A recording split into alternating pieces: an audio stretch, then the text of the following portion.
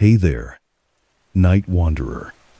Before we begin tonight's story, take a moment to get comfortable. Maybe you're in bed or curled up on the couch with a warm blanket. Wherever you are, let the rain outside soothe your thoughts and slow your breath. If you enjoy this quiet corner of the internet, feel free to like the video, and I'd love to know. What time are you listening to this? Drop it in the comments. Are you an early dreamer or a true midnight soul? All right, close your eyes, settle in, and let the story begin. I arrived at Gull's Rest Motel 2 days after the summer season closed, when the last holidaymaker's laughter had already been rinsed from the clapboard walls by a week of relentless drizzle. The coastal road curled behind me like a damp ribbon, its sodium lamps disappearing one by one in the mist. Everything smelled of wet salt and cooled tar, as though the ocean itself had exhaled over the land and forgotten to inhale again. The motel perched on a low bluff above Moonwake Bay. 12 rooms, pale green paint peeling to reveal older eras beneath, and a neon sign that still pretended to glow vacancy, even though no one was looking. Rain tapped the corrugated awning with soft knuckles, a metronome steady enough to slow a restless heart. I listened to that rhythm while I unloaded my single suitcase light enough that the wheels squeaked on gravel instead of rolling, and told myself I was here simply to breathe where no one knew my name. Inside, the lobby lights were dim, not for ambience but economy. Only 2 bulbs in a dusty wagon. Wheel chandelier worked, casting an amber pool across a scuffed pine counter. A wrought iron bell waited beside a cracked guest ledger. I pressed its tarnished crown with a fingertip.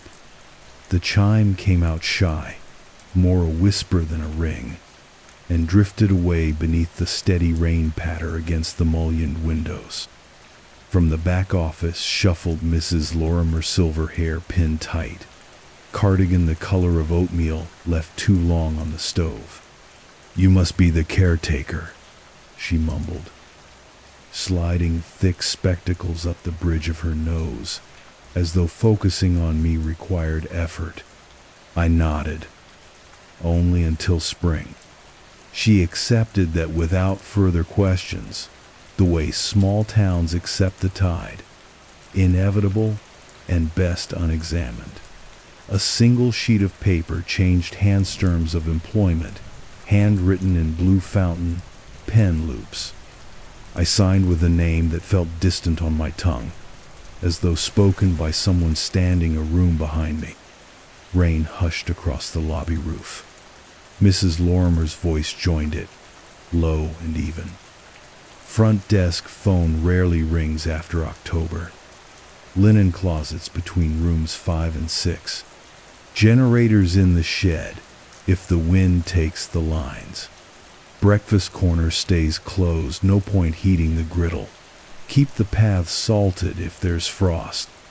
I told her I understood. What I did not tell her, the city hospital smell still clung to my clothes. The afternoon my sister's heart monitor flat lined echoed in my ears at night, and every familiar street lamp back home now flickered with accusation. Grief had grown too large for the apartment I once shared with laughter. So I came here to a place already tuned to silence. Room 2 had been left unlocked for me.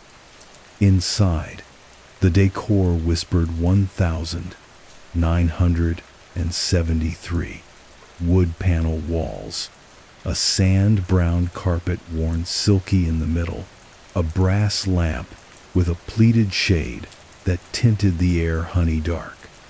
Rain pooled against the sill, each drop streaking the pane like a slow tear. I set my suitcase on the spare bed. Two doubles sat side by side, as if saving room for families that wouldn't return until seaside sun felt warm again. I switched on the bathroom light. Fluorescence buzzed, then steadied. A mirrored cabinet stared back. I studied the reflection longer than was polite, expecting to see something out of Placian extra crease. A stranger's shadow, but found only sallow skin and eyes diluted by sleepless months. I splashed my face with cool water, letting droplets slide off my chin to join the ever-present percussion of rain beyond the window. That first evening, I walked the property, keys jingling like distant wind chimes. Cedar rails bordered a narrow path down the bluff toward the beach, but fog hid the shoreline. I heard waves, yet they sounded muffled, as if the sea had retreated behind an unseen curtain. The motel's exterior lights were on. Timer Severy bulb emitted a faint amber pulse, halos dissolving into drizzle. Burnout had eroded my days in the city. Here, time felt measured by softer instruments, kettle whistles, gull cries, the hush of rain on shingles. I brewed chamomile in the staff kitchenette, its steam carrying the memory of gardens long uprooted. Sitting at the clerk's desk after midnight, I leafed through the guest ledger out of idle curiosity. Notes in the margins caught my eye. Mrs. A requested extra quilt. Mr. Dye could hear the surf in room 4, smiled. Tiny testimonies of ordinary nights soothed me. Somewhere near 2 a.m., the rain eased to a misty sleet, but the gutter outside my window kept dripping in that deliberate syncopated way tap.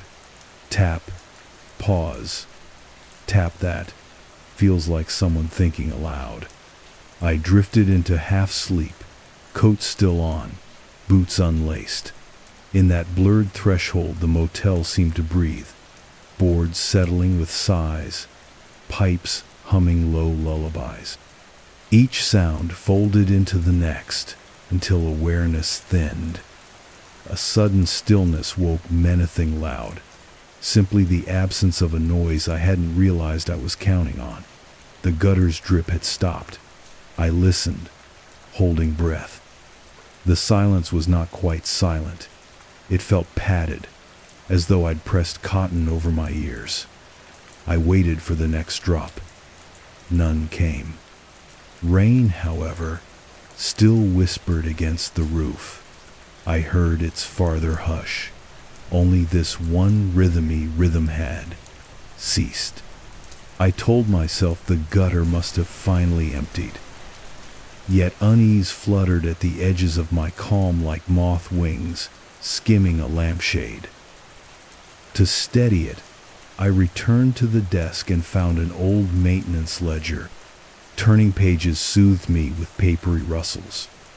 Eventually, the normal rain music lulled me again, and the gutter resumed its slow punctuation, as if embarrassed by the lapse. Before dawn, I stepped outside to inhale sea air.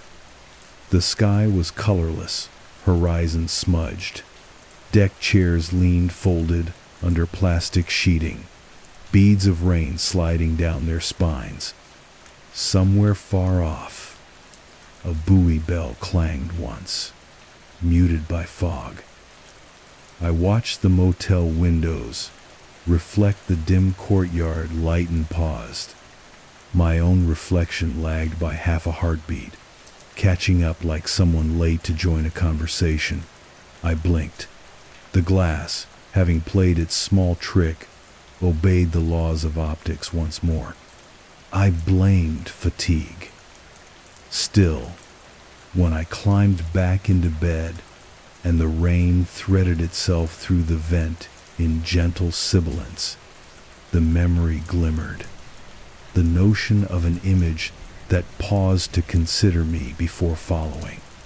I exhaled, counting heartbeats until my pulse matched the muffled surf. and surrendered to sleep beneath the motel's listening roof. Outside, rain carried on soft, persistent, patient, knitting the night together stitch by watery stitch. Dawn filtered through slate-gray cloud, turning the bay the color of a pewter dish left out in weather. Rain persisted, thinner now, like needles sewing through mist. I woke to its muted tapping against the vent and the slow tidal hush of trafficless shoreline roads. The motel was mine alone.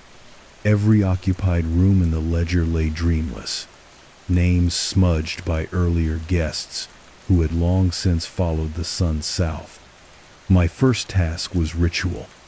Sweep the porch, check the fuse box, brew a pot of weak motel coffee that smelled vaguely of roasted cardboard. The lobby's wall clock issued its steady tick, a wooden heart that had kept time for decades. While I polished the brass counterbell out of habit, something small caught my notice. The second hand paused, shivered, then leapt forward 2 full marks with a faint metallic clicking, eager child skipping steps. I stared, waiting for a repeat. It obeyed proper measure again. Tick, tick, tick, as though embarrassed by enthusiasm. I exhaled a long breath and returned to wiping condensation from the front glass. Outside, the old neon sign flickered, then held. The air smelled of iodine seaweed and damp mulch. Nothing else felt out of place. I folded the moment away, the way one might press a brittle leaf between pages of a heavy book. After breakfast oatmeal from a sachet, a swirl of motel honey, I walked the bluff path to ensure the handrails were still secure. The tide had withdrawn, revealing pale ribs of driftwood lodged in sand. My boots left orderly impressions down the wet stairs. Halfway, I paused to study the trail behind me. Footprints near the top looked oddly shallow, as though half erased by an invisible brush. I set my heel into one, widening it, only to watch cool rainwater fill the shape and settle in perfect stillness. When I looked again a minute later, both the puddle and the indentation had evened out, leaving smooth sand. A gull cried somewhere overhead. Wind carried the sound sideways until it tangled with rain. I reminded myself that beaches shift in second sand collapses under its own damp weight. Turning seaward, I inhaled brine, letting it ground me. The world remained solid. The hiss of surf, the distant bell buoy, the faint creak of the motel sign's chain. By mid-morning, I settled behind the clerk's desk to record meter readings. The reception phonia beige rotary relic sat dormant beneath its plastic dust cover. I lifted the cover to wipe beneath. The moment my hand touched the receiver, a soft click came from the earpiece snot, a ring. Just the kind of contact sound telephones make mid-conversation. I raised the handset slowly. Only hush waited on the line. An ocean of silence so deep, I imagined hearing my own pulse returning through copper coils. Gulls, rest, motel, I whispered, voice barely above breath. No one answered. Yet the hush on the wire was not empty, more felt than heard, like standing outside a closed ballroom where dancers glide in silence. I cleared my throat softly, apologized to no one, and replaced the handset. Immediately, I dialed the test code written in fading ballpoint on the wall, a service number that should return a crisp tone. The line connected cleanly. A warble beeped, reassuringly bland. When I returned the receiver to its cradle, the earlier tension loosened, drifting back into the rain-soaked walls. To invert the stillness, I wheeled the housekeeping cart down the corridor. The rubber wheels sounded uneven, thudded every rotation, an innocent limp. Room 4 needed fresh linen, though no guest had slept there since Labor Day. Keys chimed quietly against the cart handle as I unlocked the door. The room's curtains were drawn open, but daylight hovered reluctantly outside the salt-fogged glass. I stripped the beds, folded corners with hospital precision, then paused at the bathroom sink to wipe water spots. The faucet's drip kept time. Tap, tap, tap, until, as I watched, it ceased mid-drop. A silver bead clung under the spout, trembling like a held breath. Seconds stretched. I reached to tighten the valve, but before my fingers touched metal, the bead detached in slow motion and broke silently on porcelain. The rhythm did not resume. I counted to 20. Still nothing. A soft laugh escaped menu washers, perhaps. I dried my hands on a towel that smelled of low-heat laundry rooms and eucalyptus detergent. In the corridor, the cart hummed forward again. My thoughts expanded back into ordinary matters: inventory lists, weather forecasts, whether I should oil the porch hinges. Mid-afternoon, rain gathered strength. Windows breathed mist inward so faintly the glass seemed to perspire. I made a mug of lemon tea and sat in the lobby, notebook open on my knees. Outside, the parking spaces lay empty except for my sedan, its roof stippled with silver droplets. Something in that emptiness felt restful, a blank page no one expected me to fill. I began drafting a letter I would never send to my sister, recounting how the sea smelled exactly like childhood vacations, russet seaweed, and distant bonfire smoke. Writing calmed the static in my chest. After a page, my wrist cramped lightly. I capped the pen and leaned back, letting my gaze blur. Movement fluttered at the edge of vision. I focused on the reception glass. The neon vacancy sign outside glimmered, and for a breath, the reflection of the lobby showed 2 armchairs instead of 1, both occupied. One figure matched my posture. The other sat perfectly still, shadow dark, featureless. I blinked hard. The second chair emptied, the glass returning ordinary angles. Calm down, I told myself. Refractions in old colonial panes often double images. I stood, paced slowly around the lobby to ground my senses. Fingers trailed over dusty souvenir shells in a wicker basket, each ridged surface familiar and unthreatening. When I looked again, only my own hazy outline inhabited the glass, accompanied by the friendly glow of the sign. Evening wrapped the motel in deeper grays. I fried 2 eggs on the staff hot plate, their hiss mingling with rain on metal vents, a duet of quiet comforts. The kitchen ceiling bulb strobed once, then steadied. I ate slowly, savoring yolk and salt. Fatigue had trimmed my appetite to bird-sized portions, yet flavor felt sharper out here, unblunted by city fumes. Just before locking the office, I performed a last circuit. Corridor carpets muffled my steps. The place felt as hushed as a library after hours. At room 8, I paused. Something faint, almost imperceptible, tapped behind the door. Not a knock, more like the soft scuff of shoe leather turning in place. I pressed an ear against lacquered wood. Silence. Then 3 slow footfalls receding across the unseen room floor. Empty, I whispered, recalling the ledger. No reservation, no luggage visible earlier. I tried the knob. It turned freely. Inside, fluorescent light flickered on to reveal untouched beds. Dust lying undisturbed atop the television. The room smelling of locked-up air.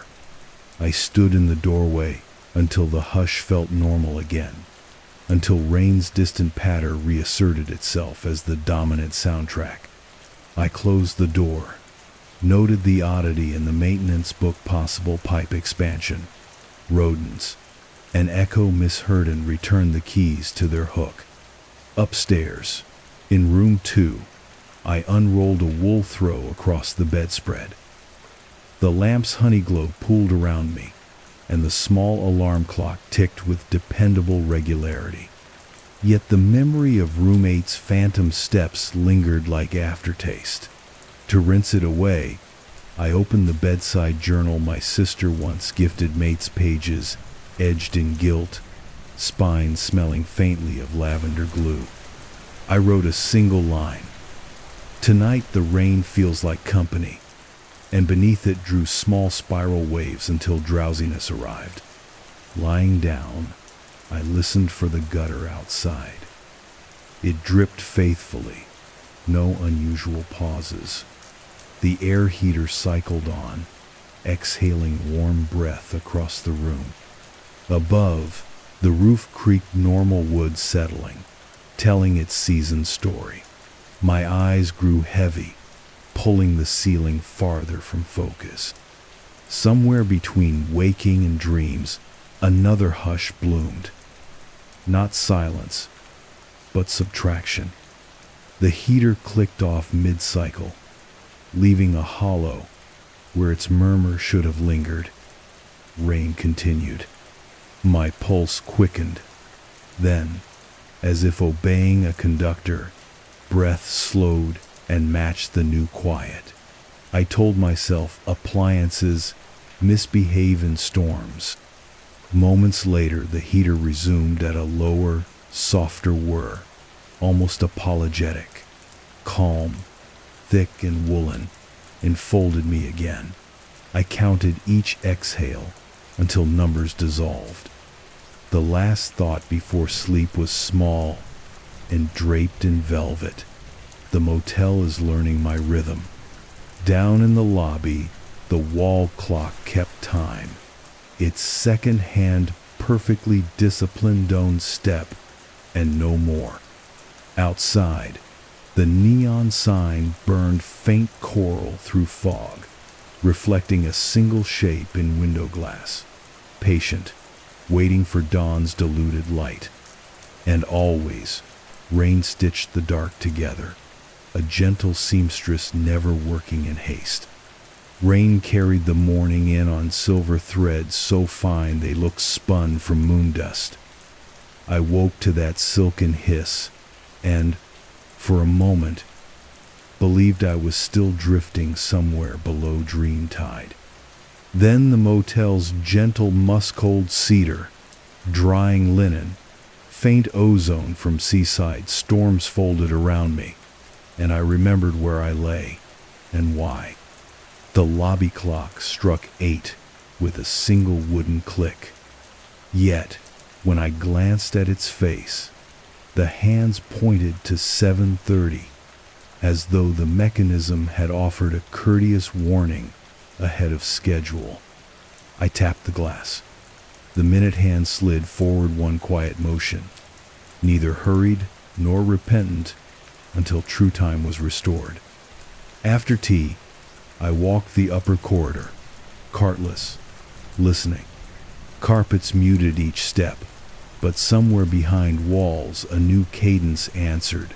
Pad, pause, pad, as if another pair of footfalls kept companionable distance. Whenever I halted, so did they.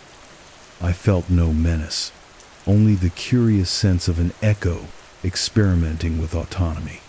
I whispered good morning into the hush. Nothing replied. and that non-reply released a calm so deep my shoulders slackened.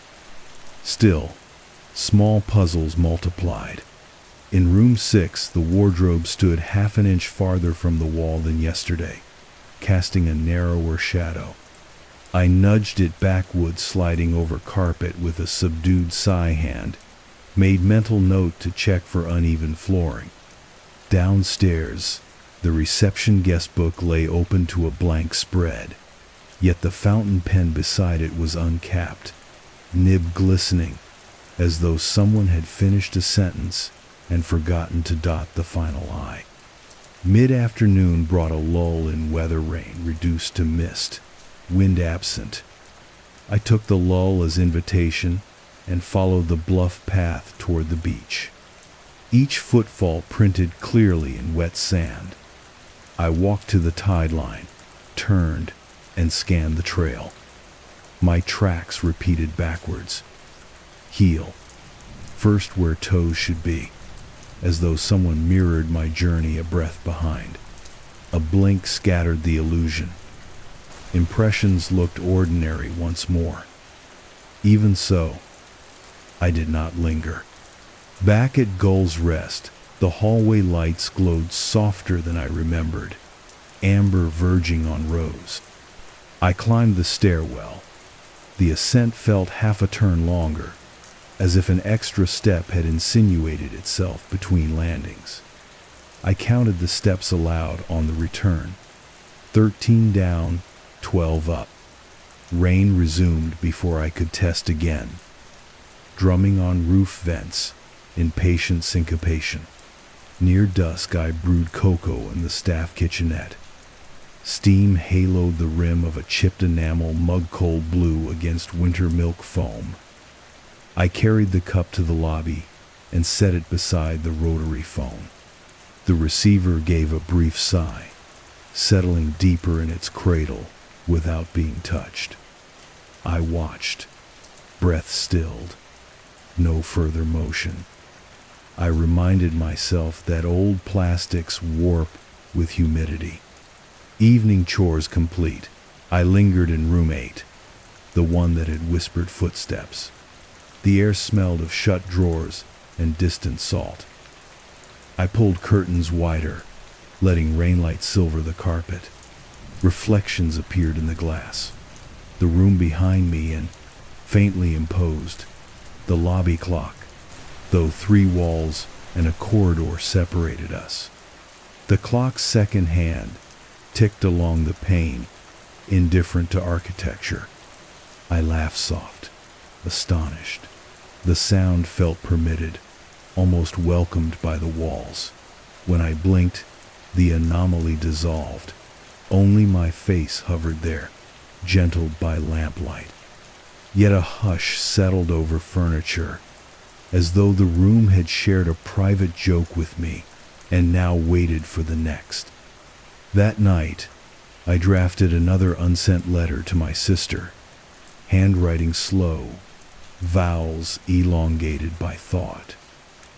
"The rain here thinks before it falls," I wrote. "Sometimes it pauses, listening, as though it, too, remembers hospital corridors and wishes to step more softly. Ink pooled in each loop, glimmering until absorbed. Past midnight, the heater cycled off. Gutters dripped in steady count. Calm tethered every object. I lay back, wool blanket pulled to chin, and let eyelids drift. Somewhere outside, the neon sign hummed.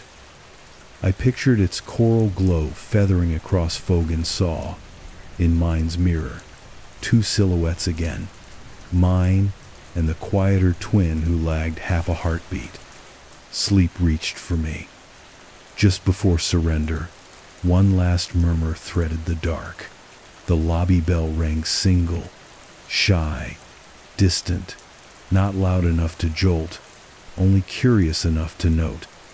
I listened for a second chime. None came. Rain resumed its soft counting. Breathing slowed. I let the motel answer its own bell, and drifted down into velvet hush. The fourth night settled over Gull's Rest like smoke from an unseen hearth blue gray, fragrant with brine and damp pine. I had finished my final rounds early, driven indoors by a wind so gentle it felt more like breath than weather, yet it coaxed restless sighs from every window frame. Rain, always rain, threaded its silver needles through the hush and stitched corridor shadows to the floorboards. I was halfway down the stairs, intending a cup of mint tea, when the lobby bell chimed again, one muted peal, no louder than a fingertip brushing glass. I paused, hand on the rail. The air below carried a delicate resonance, the kind that vanishes if named aloud. I descended, counting each step, aware that the flight now held 13 treads, whichever way I traveled. In the lobby lamplight, everything sat exactly as I had left it. Guest book closed, pen capped, rotary phone asleep beneath its dust cover. Yet the bell's bronze dome quivered, faint as a plucked tuning fork. I rounded the counter to still it, and as my palm neared the metal, a reflection surfaced, not mine, but a half-beat earlier, the familiar lagging twin. She raised her hand toward the bell, a blink before I did. I froze. The mirrored lobby glass behind the desk displayed 2 rooms at once, the real space where I stood, and another layered faintly over its softer focus, colors washed by rain, light. Within that overlay, my echo waited. She looked almost serene, eyes less hollow, shoulders eased of months of vigil. Something warm stirred in my chest, recognition, not fear. The phone clicked. I turned, heartbeat slow but pronounced. The receiver rested in its cradle, yet from the earpiece, a hush exhaled a seashell sound, endless and low. I lifted the handset. No coordinates of human speech met me, only the measured pulse of distant surf, and, woven beneath, an almost voice, syllables eroded to softest consonants, as if someone murmured through layers of felt. I spoke the name that weighed most, my sister's. The hush deepened, thick with salt and memory.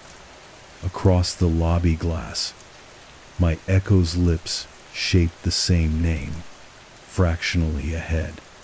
Then the line stilled, clicking back to emptiness, leaving me with the receiver's small warmth against my ear.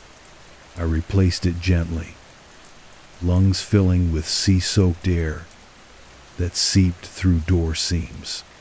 In that moment, a filament of understanding threaded the scattered occurrences. The gutter that paused mid-drip, the clock skipping forward to spare me waiting, footsteps pacing my loneliness, reflections, rehearsing moments before I lived them. The moatland, the rain, enfolding were not haunted by something other. They were listening, learning the silent rhythm of whoever lingered after the season's last key was turned. Perhaps every off-season caretaker left behind imprints, heartbeats etched into pine beams, sighs woven through linen. The storm gathered these traces, lay them like transparent pages, one atop another, then read them aloud in soft phenomenon echoes, stepping, drips hesitating, bells chiming with ghostly courtesy. I stood very still, letting the notion settle, and felt no alarm. Grief had taught me to fear sudden absence, not gentle company. If the storm wished dialogue, it spoke a dialect of pauses and preludes, always cushioning each unsettling beat with calm. I walked to the front windows. Outside, the neon vacancy sign pulsed faint choral at the fog. Rain slid down the glass, but each rivulet curved away from where my fingertips rested, as if offering a clear panel to view the night. Beyond the lot, the bluff path seemed fractionally shorter, the handrails bending nearer, inviting closer observation. I obeyed. Umbrella forgotten, I stepped into the drizzle. Rain greeted me with cool pins that melted into skin, not cold, only present. The path's lamps hummed a low chord in unison. Halfway to the overlook, my shadow blurred, then split-tone shape, lagging by a single heartbeat. We walked together, twin silhouettes stitched by rainfall. At the bluff's edge, the surf heaved like a giant sleeping under blankets of mist. I tasted salt on my lips clean, medicinal. Somewhere below, a wave parted around drowned timber, with a sigh so familiar, it might have been my own exhale the night I signed discharge forms at the hospital. Memory and tide exchanged dialogue in hushes. Face turned to sky. I whispered words I had never dared speak aloud. Apologies for not saving her. Confessions of relief that her pain had ended. Questions about who I was permitted to be now that my life's twin note had fallen silent. Rain answered by softening, each droplet landing as if cushioned by unseen gauze. When I lowered my gaze, the mirror shadow beside me resolved into clearer outlined shoulders, squared the way my sisters used to square when she laughed, head tilted in her signature query. Go on, say it. But she spoke in the storm's language-dripped footfalls, hushed bells, lagged reflections. I felt, rather than heard, an offering. Let the weight slide into us. We will carry it on every roof, every gutter, every tide, pulled grain of sand. Tears came quiet, clean, nearly indistinguishable from rain. I nodded once. The shadow stepped closer until our outlines overlapped, two inks bleeding on wet paper. A thrum moved through the air, like a siloed heartbeat freed into open water. When I breathed in, salt and cedar and distant ozone braided through my lungs, and something inside unknotted slowly, gently, as laces loosened by patient fingers. I returned to the motel, not as custodian, but as welcomed guest. The corridor lights brightened to shade, no longer rose but soft amber candlelit, protective. Room 2 awaited, turned down, as if by invisible housekeeping, quilt folded, fresh lavender sachet tucked beneath pillow. On the nightstand sat my journal, open to a new page. Ink glimmered. A single line I had not written rest. We will remember with you. I traced the words. The page felt warm. Outside, rain resumed its steady weave. The heater cycled on, low and even. I slipped beneath blankets that smelled faintly of distant hearth smoke and cedar needles, and understood that the motel had measured my sorrow, then tuned itself to cradle what remained. Lying there, I saw again the glass reflection where tomorrow's gesture preceded today's. I realized those small anticipations were the storm's rehearsal, practicing empathy in advance, so no movement of grief would surprise it. And for the first time since the hospital hallway emptied, I felt held without arms or explanations, only hush and rainfall and subtle clocks that promised to hurry if ever waiting hurt. sleep pressed close, a velvet-winged bird. As lids fell, I sensed the echo twin slipping quietly into alignment, not vanishing, but layering herself over my outline like protective lacquer. Together we drifted downward, following the hush into a tide pool of dreams where heartbeats sounded like distant buoy bells, and every footstep landed on forgiving sand. Rain thickened outside, yet each drop landed softer than the one before, the storm cushioning its own percussion, so no sudden patter would jolt me awake. Somewhere in the lobby, the clock set its hands a half-minute ahead, merciful, to be certain I would never again wait alone in the dark.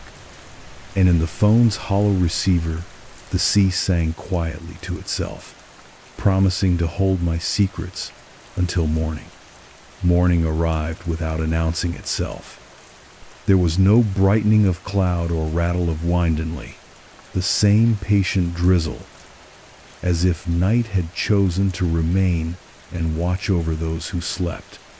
I woke inside its hush and felt the motel listening, the way a quiet room listens after a lullaby ends. The air smelled of damp cedar and new linen.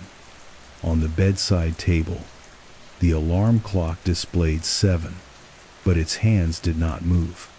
I sensed it was waiting for me to begin the day before following. I whispered thank you for the pause, for the courtesy, and the second hand resumed its calm procession. I rose slowly, joints weighted by a softness that was not fatigue, but relief.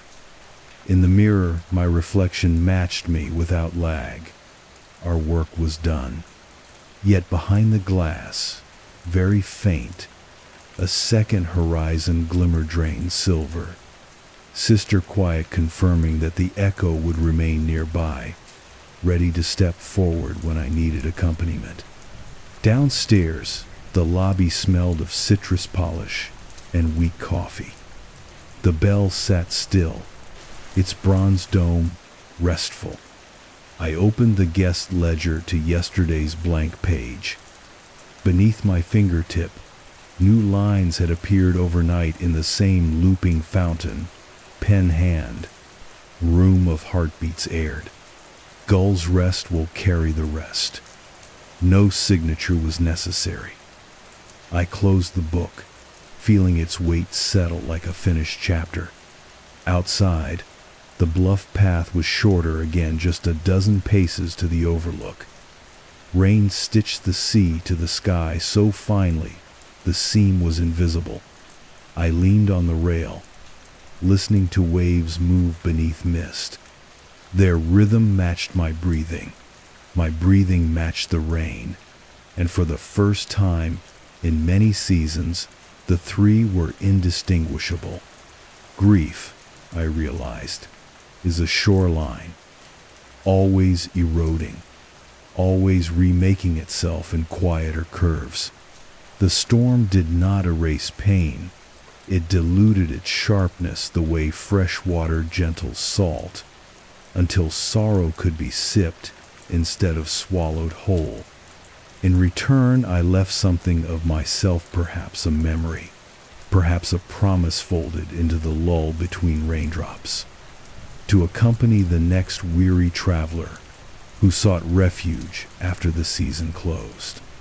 Before noon, I completed small rituals, tightened the wardrobe screws in room 6, oiled the cart's limping wheel, wrote a maintenance note that the staircase had settled into 13 steps each way and should stay that way.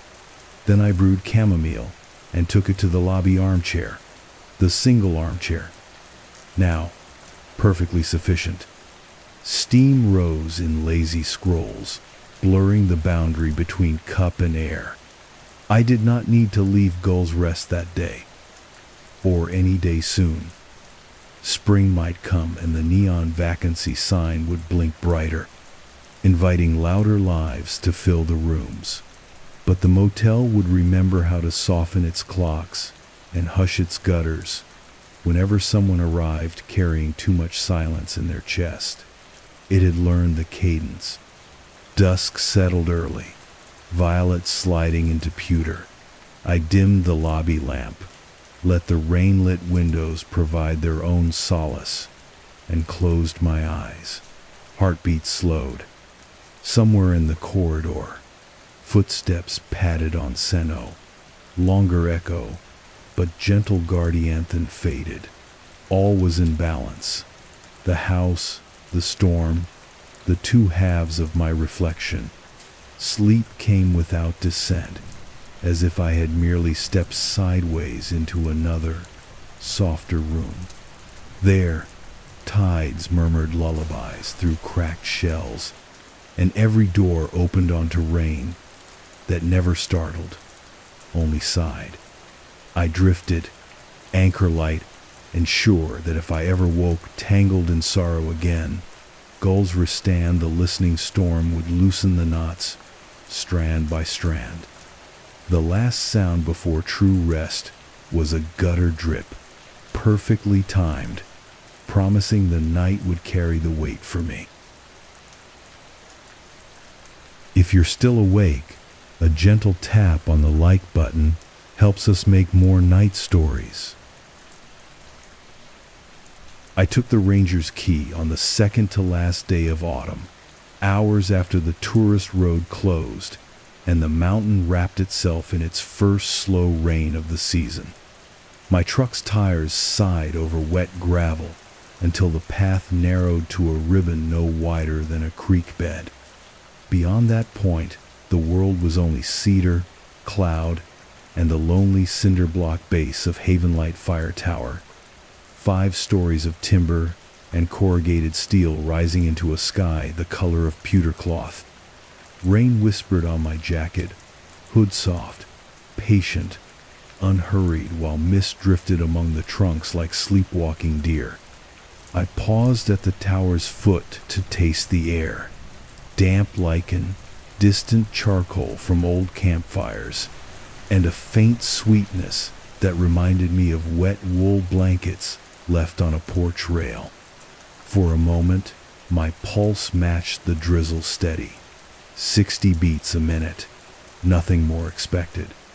A wooden stair corkscrewed upward inside the frame. Each tread answered with a sigh beneath my boots, boards flexing after a summer of emptiness. Halfway up, breath clouded in front of my face. The tower's hollow lung seemed to inhale each exhale, drawing the warmth deeper into its ribs. I murmured easy now to myself, to the structure, perhaps to the last frayed strand of resolve that had guided me here, and climbed the remaining flights. The watch room waited at the top.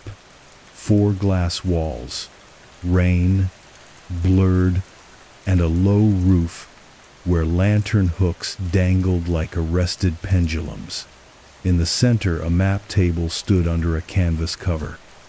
Leaning against its edge, I could see my reflection ghosting across every panathen, tired, eyes bruised by seasons of restless city light. I lit the paraffin lamp with matches left in a clay cup. Flame breathed into the glass chimney, painting honey onto the timber struts. The tower seemed to relax under that glow. Creaks settled into slower rhythms, boards remembering how to cradle a careful occupant. My burden, invisible but heavy, loosened just enough for me to unshoulder the damp canvas pack that held a notebook, a sweater still scented with a stranger's cologne, and an enamel mug chipped on the rim. I set the mug beside the lamp, watching rain pearls slide down each window, in parallel line steady, metronomic. A lullaby played on glass. From this height, the valley below was only a suggestion. Hills tucked beneath an eiderdown of cloud. Somewhere far off, the river curved through spruce shadows, but its rush arrived muted, humble, as though mindful of the hush I carried inside my chest. I had come here to breathe, where no one asked me how I was coping. The world below kept the answers anyway. A flat line on a hospital monitor, the blue folder of condolence forms, apartment hallways that echoed with a laugh they would never record again. The mountains, I hoped, would have no memory of that. They would accept silence as easily as rain accepts stone. With the lamp trimmed low, I unpacked supplies: dried apples, oats, 2 tins of coffee, and placed them on pine shelves whose knots resembled closed eyes. Every scrape and clink felt padded, wrapped in wool. When the last item was stowed, I turned a full circle, letting my gaze drift along each fogged pane. The rain intensified to a curtain, yet each droplet struck the glass softly, as though cushioned before impact. Evening blurred into night without ceremony. I brewed weak coffee on the single-burner stove, its aroma folded into the tower's aged timber until I could not tell one comfort from the other. Sipping, I opened the logbook left by the previous watcher. The final entry, dated early spring, read simply, "All clear cloud, listening tonight." No report of smoke plumes or lightning strikes, only that enigmatic note about listening. Outside, rain stitched on. Inside, the tower inhaled boards drawing inward, window seals flexing as if taking the valley's secrets into custodial lungs. I rested a palm on the map table. Beneath the canvas, its surface was cool and very still, like a pulse waiting for a cue. Near midnight, the wind rose enough to sway the frame a fraction. Lantern light rocked across the rafters, tracing slow arcs.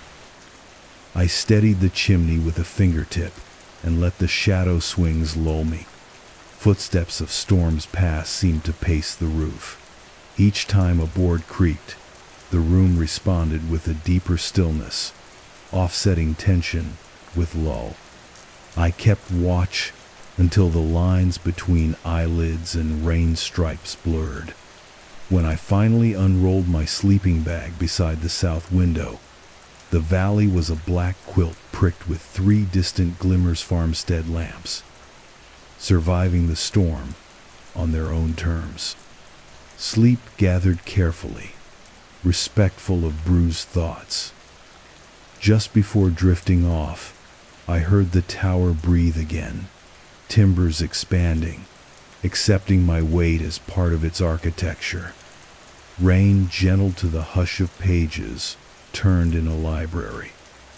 My last waking image was of the paraffin flame bowing low, as though promising to keep vigil until dawn. Night settled. The mountains exhaled mist, and somewhere in that quiet, the tower's slow, measured inhale matched the rhythm of my heart, drawing grief into wider spaces where it could thin, soften, and begin to rain itself out. Rain spoke first, the next morning quiet pin notes on the roof, patient taps at every cedar frame. Opal mist still curled between the trees, but dawn brought a thin, pewter glow that showed where night had folded its wings. I rose slowly, blinked sleep from my eyes, and felt the tower breathe around my timbers, loosening the way shoulders do after a deep sigh. My first ritual came easy. Uncap the small enamel kettle, fill it from the rooftop cistern, set it over a low flame. A faint clatter beneath the stovepipe made me pause. Drip, drip, drip, then nothing, as though the water itself had forgotten the next beat. When the hush lingered, I nudged the kettle sideways. The droplets resumed steady, apologetic. I told myself the valve must be stiff from cold. While the water warmed, I opened the night log to pen a line about cloud ceiling and barometric ease. The fountain pen hiccuped ink hesitant before, yielding a smooth, slate blue script. I signed my initials, then watched as the curl of the M wavered without my touch, settling fractionally wider than before. "Breathe," I murmured, both to myself and to the restless page. Ink stilled, rain padded time. I stepped onto the narrow balcony, encircling the watchroom. Fog dampened every sound into velvet. Even the forest river below hushed itself to a slow hush. Yet one note threaded the stillness. Footfalls? No, too soft, too slow. It was the rhythmic creak of the tower's lowest stair, rising through 5 stories like an echo climbing its own spine. One groan, pause, another, exactly the cadence of someone ascending, though the watch door 2 meters behind me remained latched. I lingered at the rail until the creaks ended in mid-step, as if an unseen climber had taken a breath and found none to spare. Then silence, equal and deep. A longer, calming paragraph, fog thickening, rain steady. Scent of moss and ironwood rising from far slopes laid itself across the moment like a quilt, and unease folded smaller. Inside, the kettle shrilled no louder than a sparrow's note, but enough to anchor me. I brewed coffee in the chipped mug, its rim warming against my fingers. Steam painted slow curls on the glass, briefly blurring the forest, then clearing again. In that breath-clear window, I glimpsed my reflection, only mine, but when I lifted the mug to sip, the reflected hand lagged by half a heartbeat, catching up with a ghostly gentleness. The rain answered with a soothing swell, as though to say, "We notice." We hush. Mid-morning arrived, wrapped in drizzle, so fine it seemed woven from breath. I took the spiral stair down to inspect the tower's footings. Each tread felt firm beneath my boots until the last, which flexed under weight, then stayed bowed after I lifted my foot. I pressed again, wood held rigid, innocent. A calm wind drifted past, scattering cedar scent and dissolving tension. At the ground level, I checked the cistern feed line clear. I traced a gloved fingertip along the cinder foundation. Beads of water clung where mortar met stone, but none seeped through. All sensible. Yet, on returning upward, the stairwell felt 1 step shorter. My boots met the watchroom, landing 1 stride sooner than memory. I stopped, counted. 34 steps up, 35, yesterday. I chalked the difference to misremembering, though the notebook confirmed the earlier count. Rain thickened toward noon, its cadence rising to a muted drum that hushed the lesser noises of the tower's frame. I ate lunch oats and dried apples softened with hot water while tracing river contours on the relief map. A tremor ran through my spoon, tiny, precise, matching the faint vibration of floorboards beneath my chair. They thrummed twice, then ceased. The spoon stilled. Maps awaited patiently. To soothe the hush, I hummed a tune my sister once sang, while shelling peas on summer porches, 4 notes falling, 4 rising. The tower seemed to slow its breathing to match the rhythm. Boards quieted, window panes steadied their thin rattle. I felt the space cradle the melody, as though cataloging it for later. When I finished, silence lay warm like fresh linen. By late afternoon, the fog parted in loose veils, revealing black pine slopes, I set binoculars on the rail. No smoke tongues, no lightning scars. But in the hollow below, where runoff met riverbend, tree crowns leaned inward in an oval clearing I did not recall from the survey map. Perhaps storm weight had bent them. Perhaps memory bent easier than trunks. Either way, their dark tips touched lightly, forming a shape like a breath held between two lips. Back inside, I recorded the observation, then noticed my previous sentences spaced wider apart, line gaps stretching on the page as if the notebook, too, needed longer, calming breaths after each tense beat. I obliged, writing slower, letting pen lifts linger. Evening arrived sooner than the clock declared. Lantern light felt necessary by 5. While trimming the wick, I heard the drip from the stovepipe pause again, single bead suspended, waiting. I set the wick snuffer down, turned, and watched. The silence grew plush. At last the droplet vanished upward into the pipe, unfalling. I exhaled. Rain's outer susurration washed the moment smooth, and the kettle resumed its gentle tick as if nothing had occurred. Night meal finished soup. From a tin warmed to a lazy simmer, I sat by the south window. Beyond, the glass clouds shifted, faintly luminous under quarter moon bloom. For a blink, the moonlight lagged, tracing treetops 2 heartbeats behind the wind. Then alignment returned, crisp and correct. Was the tower rehearsing, testing how to cradle moments before they landed? I rubbed the chipped rim of the mug, felt its story under fingertip. A fall on stone kitchen tile years ago, a crack of laughter in reply. Memory settled, mild, not sharp. Rain began a softer pattern near midnight tap. Pause, tap tap, then a long sigh. I matched breathing to the rhythm until eyelids dipped. As I banked the lantern, the flame bowed once more, faithfully gentle. I unrolled the sleeping bag, and the boards beneath gave a single sigh as though the tower tucked itself in at the same moment. Just before dreams claimed me, the stair creaked 1 step higher than the watchroom threshold, paused, and did not retreat.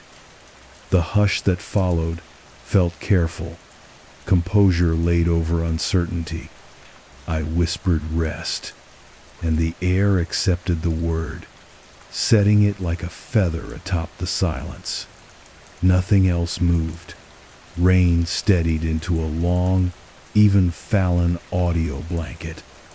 Sleep eased in, carrying the faint echo of my earlier tune. Somewhere far below, the river curved through fog. Above, the tower's timbers inhaled a deeper breath, pulling the stray oddities into chest, deep calm. And I drifted, held between breath and wood, while rain pinned every uneasy thought to the roof in soft, forgiving taps. Fog thinned on the 3rd morning, lifting in pale scarves that caught on the tower's crossbeams before drifting east. Light seeped through like weak tea, coloring the watchroom amber against the paraffin lamp's glow. As I woke, I felt the structure breathe again, one slow, deliberate inhale that bowed the window frames inward, followed by an even quieter release. Wood returned to stillness. Rain, too, paused, as if the whole mountain were listening for something newly awake inside its own ribs. I wrote the dawn entry in the logbook, cloud ceiling, 800 meters, wind negligible, no smoke sighted, then set the pen down. Ink continued to flow for half a heartbeat after my hand lifted, sketching an extra loop at the tail of the final letter. I let it stand. The page seemed satisfied. Breakfast was oatmeal, sweetened with the last of the dried apples. While I rinsed the tin bowl, a fluctuation passed through the stovepipe. Drip, dripsilence, drip, drip. Instead of restarting, the water climbed back up the pipe with a faint, silk-on-silk hiss, leaving the basin dry. I waited for unease, but the hush that followed felt padded, cushioned by early light. I wiped the bowl, set it aside, and opened the south window a crack to feel the air. The forest river gleamed steel gray, where fog had lifted. Pines on the nearest ridge leaned closer together than yesterday, their spires nodding toward the tower as if conferring in low voices. Farther out, the oval clearing I'd noticed before had shifted Chapineau longer an eye in the canopy, but a teardrop pointed directly uphill. I lifted binoculars. Distances refused to settle, like glass that would not choose a single focal length. When I lowered them, everything locked into place again, motionless and ordinary. To test the tower's pulse, I walked the spiral stair, counting aloud 32 treads to the ground this time. On the dirt floor lay an impression where rain had seeped through a knothole overnight. Not a puddle, but an elongated oval, mimicking the shape of the high clearing. Before my eyes, the edges contracted, bead by bead, until the water drew itself into a single trembling drop that soaked straight down, leaving dry soil. The scent that rose was of fresh loam and something sweeter lavender, perhaps gone before I could be sure. When I climbed back up, the steps numbered 33. At the watchroom door, the latch met my palm half a second sooner than expected, as though the frame had leaned forward to greet me. I breathed out, let shoulders settle, and murmured the tune my sister loved. 4 notes down, 4 up. The tower echoed it a breath ahead, rafters humming just under human hearing. The counter melody faded the moment I noticed, leaving rain to fill the gap with gentle applause across the roof. Midday light arrived, pale and uncertain. I unrolled the survey map and traced contour lines. Beneath my fingertip, the ink felt raised, almost braille. In the corner where the legend should have been, a faint watermark bled into view an outline of the fire tower itself, drawn in miniature, windows shaded as though lights were on at every level. I blinked. The mark faded into blank parchment, but a lingering warmth pulsed beneath the paper like a tiny heartbeat. Outside, a sudden gleam caught the corner of my eye. The chipped enamel mug on the shelf empty, since dawn tipped its rim toward the window without sound, as though filled by invisible hands. I reached it in 2 strides, steadied it, and found the interior coated with a thin sheen of water, clear as morning glass. No drip line led inside. The mug was simply wet, offering itself. I poured the water into the kettle and drank the steam it made. A hush inside a hush. Afternoon darkened early, clouds bruising the sky. I circled the balcony to check for storm fronts. As soon as I stepped outside, the tower behind me exhaled and timbered relief, the door easing shut without a hand, the latch clicking once, politely. On the far ridge, the tree line pulsed, trunks seeming to breathe in unison, expanding, contracting, then returning to still silhouettes. Wind carried no sound of it, only my eyes felt the motion. Rain held its breath with me. When I re-entered, the watchroom smelled faintly of cedar smoke, though the lantern burned clean. The map table had shifted 2 finger widths east, legs scoring new grooves in floor dust. Nothing else was disturbed. I smoothed the notebook page and wrote what I saw, spacing each sentence with a blank line long enough to calm the moment. Twilight seeped upward from the valleys like ink. I lit the lantern early. The flame steadied at once, bright but silent, casting slow aureoles against glass. Shadows gathered behind the furniture, but one lingered half a meter from where its object should fall, an orphan shade, belonging to no chair, no shelf, hovering with the shy posture of a guest unsure of welcome.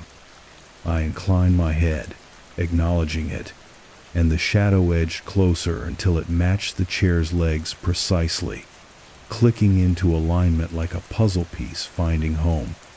I breathed easier. The tower creaked once, a satisfied sound, then lapsed into deeper quiet. Rain resumed, soft and even. Over a supper of soup and coffee, I noticed the spoon tremble again, vibrating to a rhythm too slow to be pulse, too steady to be chance. 7 beats, pause. 7 beats, pause. I set it down. The surface of the soup picked up the pattern, concentric rings blooming outward. On the 7th ring, they stilled, glass, smooth. I tasted the broth lukewarm, comforting, and ate in silence, letting each swallow answer an unspoken question. Night sealed the windows in black glass. No distant farm lights showed through the cloud. Only my lamplight glowed back, doubling the room. In that mirror tower, my reflection rose, turned away sooner than I did, and walked toward a door I could not see. Before unease could widen, rain increased its volume, just enough to flatten the glass into opaque, rippling silver. When the drops slid clear, there was only me again, perfectly synchronized. I banked the lantern lower than before, wick trimmed to the faintest halo. The stairwell below released a single groan, step 41.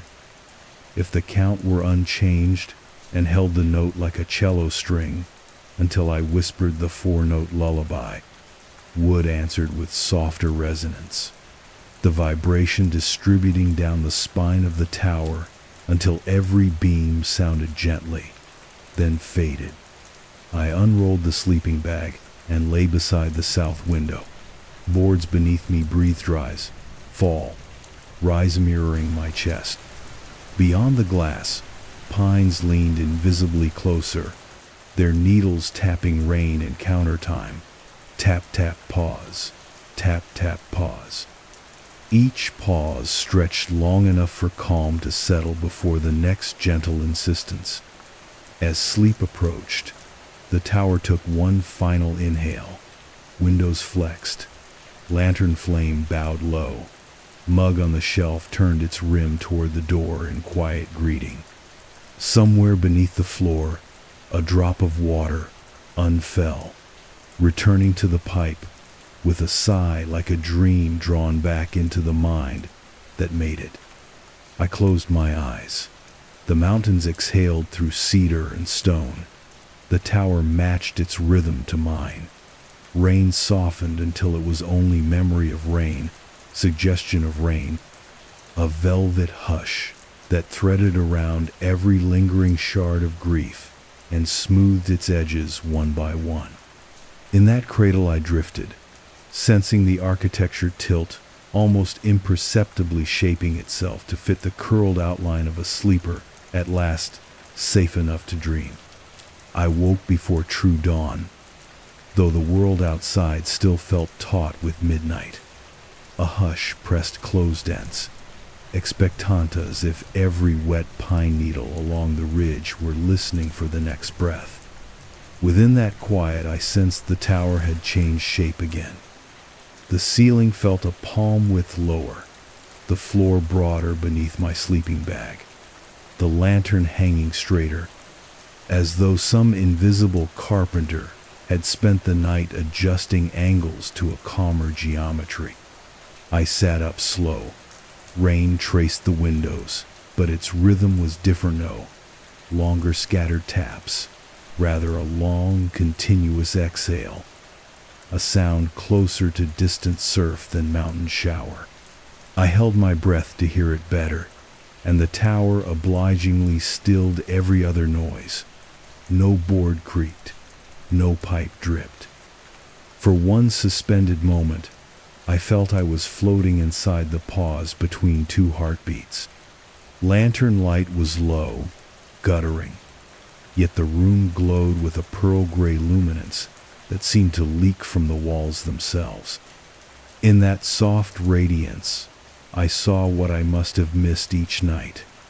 Faint lines, like seams, ran along the timber struts, fine as veins on a wrist, pulsing gently, in time with the hush of rain. Wood inhaled, seams brightened. Wood exhaled, seams dimmed. I rose, crossed to the east window. The forest lay hushed under rolling mist, but in the oval clearing the treetops had parted wider, opening a shape like an upturned face drinking sky. Fog hovered above it, forming the pale suggestion of features, closed eyes, parted lip sheer, then gone, as though the storm were practicing expression with breath alone. A thought surfaced, calm as a pebble under glass. The storm is learning to breathe through us. Each watcher who lived in Havenlight left fragments behind, footsteps, songs, grief-weighted size impressions pressed into timber and air. The weather gathered them, wove them into something that could answer loneliness with gentleness. It was not haunting. It was companionship, practiced by clouds and lichen, perfected drop by drop. A shiver, not fear, but a moved from spine to fingertips. I opened the balcony door. Hinges yielded without complaint. Outside, rain fell as mist, the thickness of candle smoke.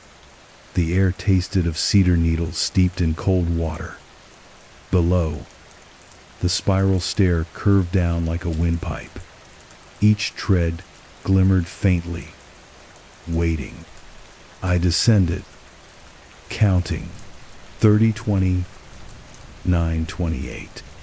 Steps melted from underfoot until I reached the ground in a pulse of breaths rather than a sequence of numbers, the tower adjusting the count to match the tempo of my heartbeat. The forest greeted me with muted rustle.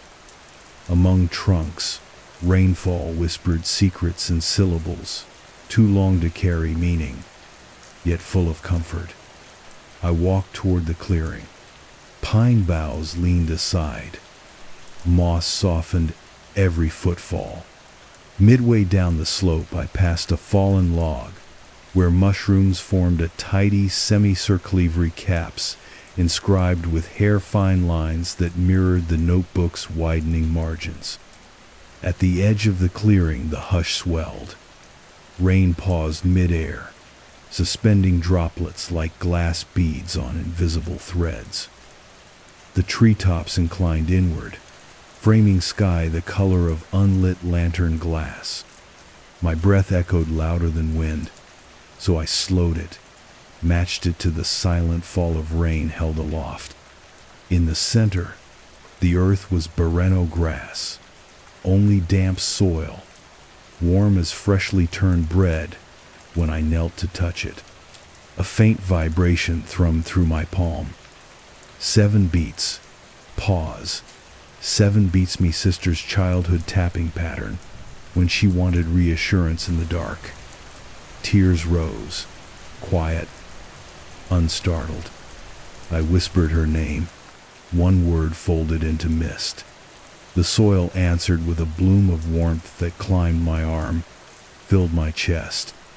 Around me, the held raindrops descended in slow choreography, touching hair, skin, ground without splatter, each arrival soft as a fingertip, closing tired eyes.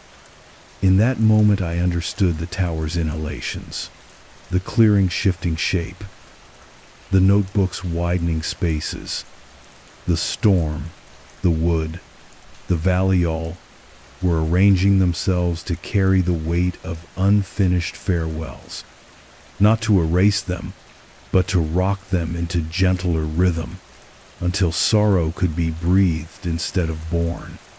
A breeze more sigh than wind moved outward from the clearing, lifting moisture from lashes, sealing the warmth inside bones. I rose, pines straightened, stepping aside for the path back.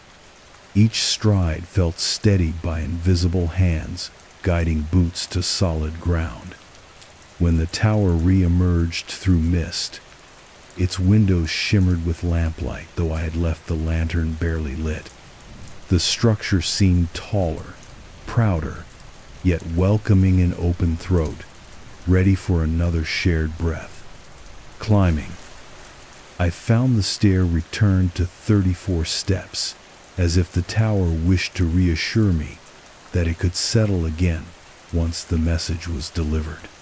Inside, the watchroom glowed with lantern brightness.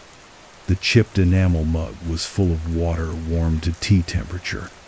On the map table, the survey sheet lay open, and where the blank legend had been, a single line of script now showed sleek, slate blue ink, familiar as my own.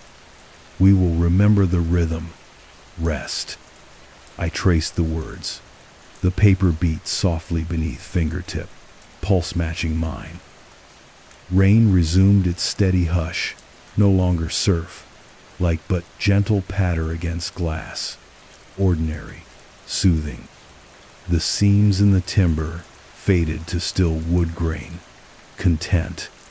I placed the mug beside the notebook, slid into the chair, and felt the tower exhale around me, board settling, windows relaxing in their frames.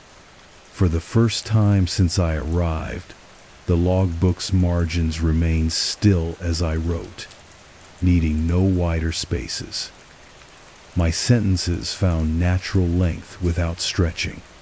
I recorded the clearing's warmth, the suspended rain, the understanding offered, ending simply, all clear cloud listening with us tonight.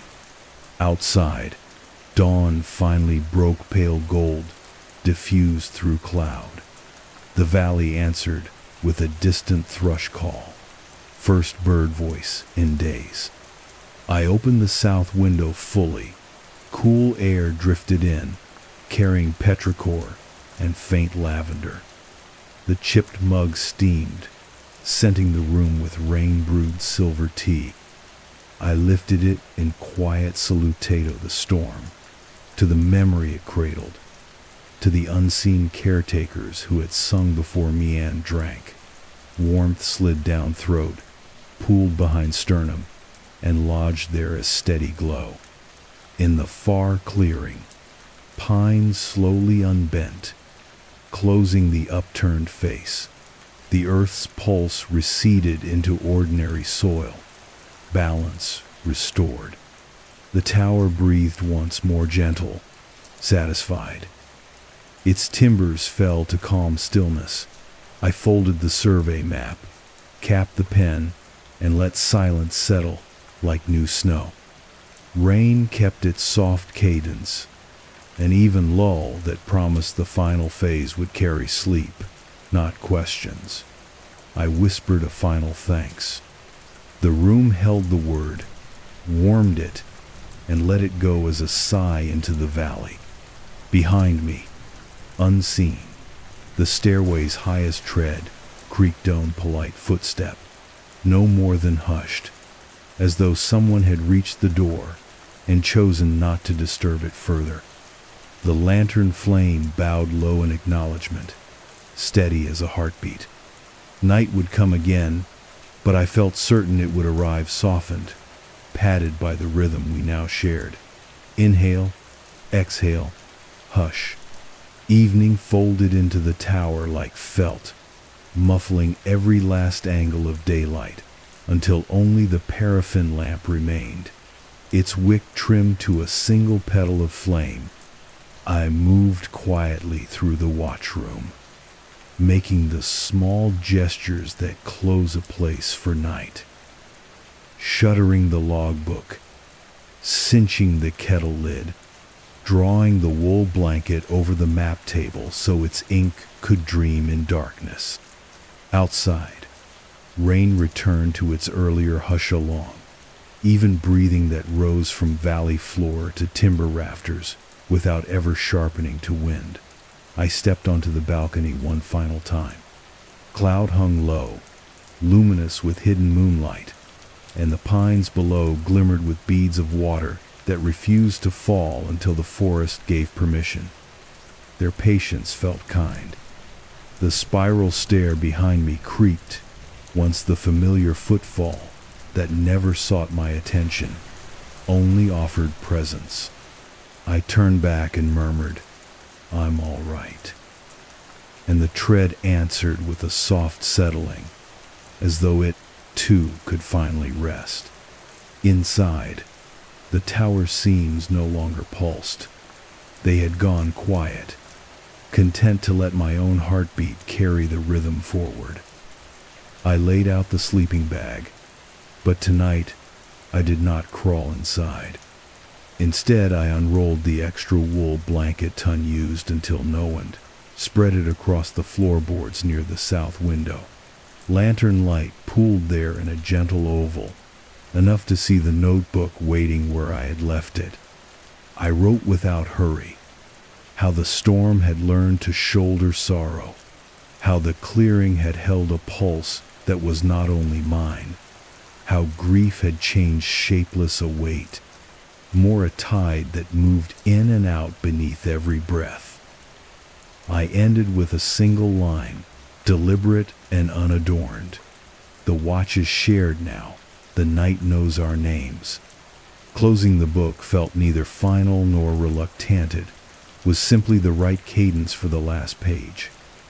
I slid it under the wool blanket, a seed left for whatever caretaker arrived when spring roads thawed. Then I doused the lamp. Darkness settled like down, but the room did not feel empty. It felt precisely full enough. On the other side of the glass, rain thickened to a silver veil, an endless fall that asked nothing of me but notice.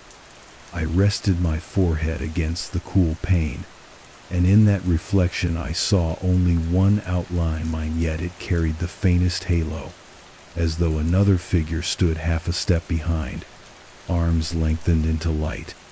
The storm had woven our shapes together, and that weave would hold, even as sleep thinned awareness to a single shimmering thread. I lay on the blanket, the wood warm beneath, and listened for any reminder of unfinished business footsteps, ink that moved on its own, spoon rhythms trembling through tin. None arrived. Everything that needed saying now hummed inside the rain itself, syllables worn so smooth they could rock a restless listener to dreams. Breathing slowed. Every inhale tasted of cedar-smoked memory. Every exhale left me lighter.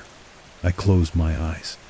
The tower inhaled once timbers lifting, glass easing in its frame, then released a sigh that became my own. After that, no boundary remained between my pulse and the weather.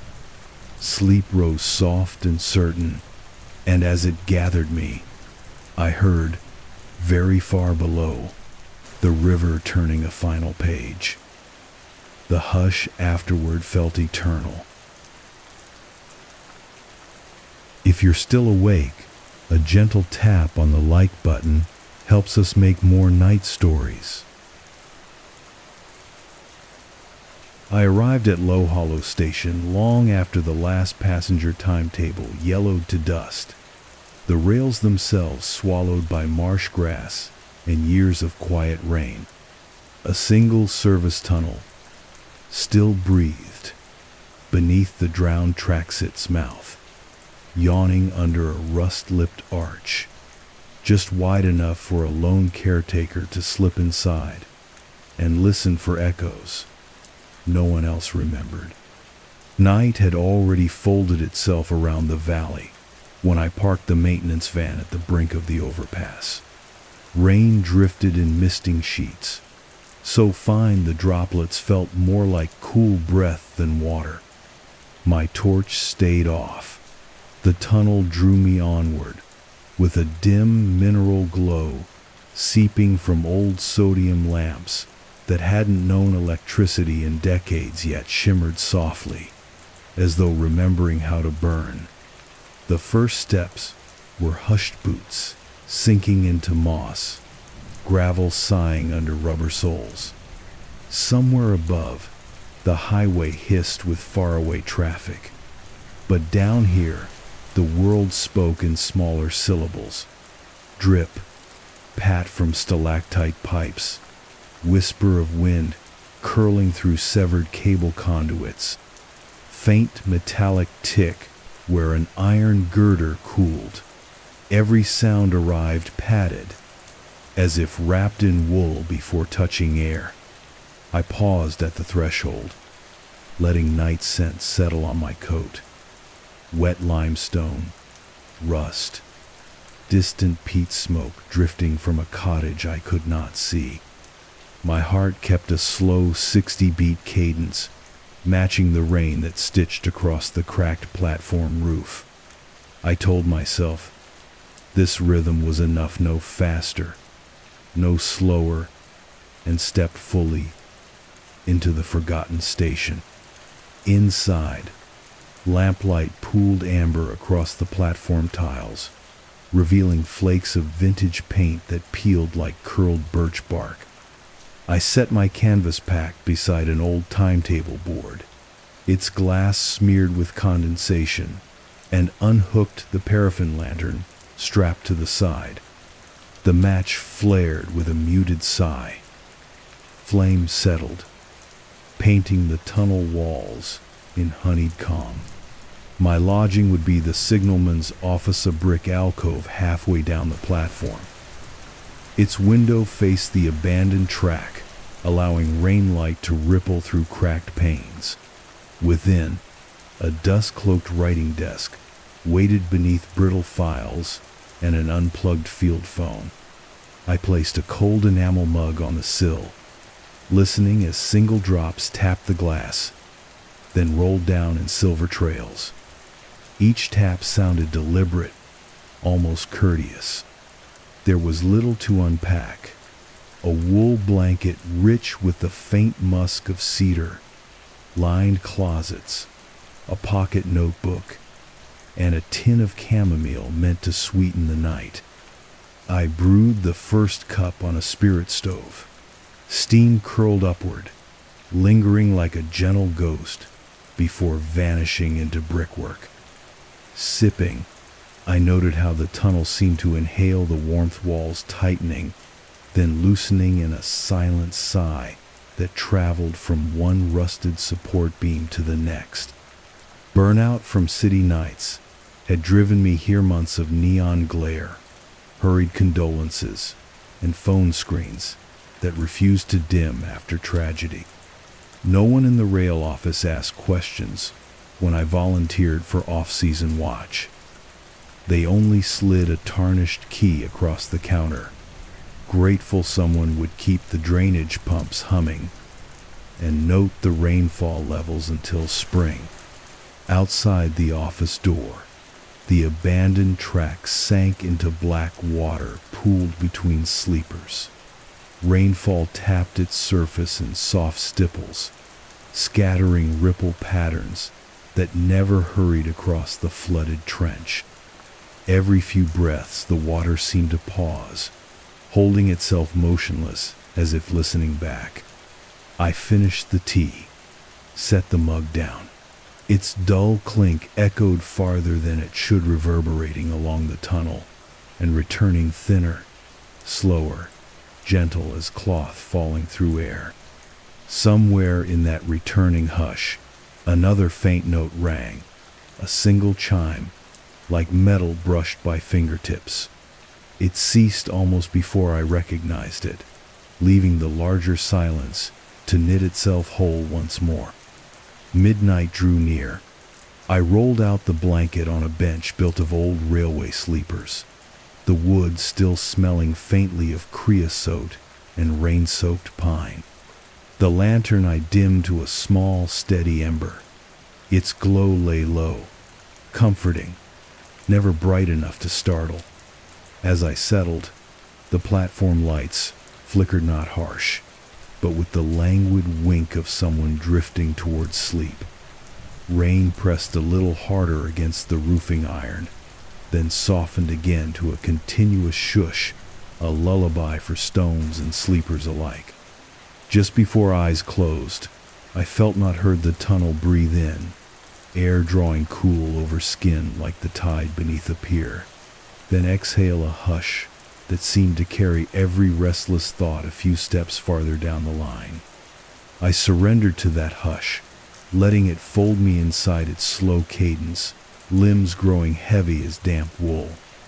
Somewhere beyond the lantern glow, water dripped, once more dripped then hushed, as if soothed. Sleep seeped through the gaps, steady as rain, promising that whatever sounds waited deeper in the station would speak softly, in their own time, and only after long, calming silences in between. The rain kept its silk thread cadence through the small hours, stitching the station roof to the dark. I woke near dawn to the sound of it bending one sustained note, slipping into another, like fabric tearing very slowly. At first I thought I had dreamt the change, but the hush that followed told me something had paused the weather itself. I sat up on the bench, letting the wool blanket fall. Lamplight still glowed in the signalman's office, exactly as bright as I'd left it. Yet the sodium bulbs along the platform looked dimmer, their amber halos tightened to coins. In that shallow light, I heard the next sound, drip, drip, and then nothing, as if the water gathering on the roof's lowest iron ledge had lost its place in the rhythm. I waited. Breath slowed to match the silence. After a dozen heartbeats, the droplets began again soft. Apologetic and the station exhaled. Tiles settling, girders relaxing. Calm folded back over the moment, and I rose only when the hush felt properly padded. Morning ritual helped. Heat water, steep chamomile. Note the cloud height in the caretaker ledger. Yet even the pen carried a faint hesitation, ink thickening at the nib before it agreed to flow. The first sentence broke in the middle, as though forgetting its own spine. I tore out the page, smoothing the paper like soothing a startled bird, and began anew. This time, the lines unfurled cleanly, and my pulse followed their steadiness. Tea in hand, I strolled the length of the platform. Every third paving stone seemed imperceptibly off-season irregularity I did not recall. I paused to brush moss from one edge.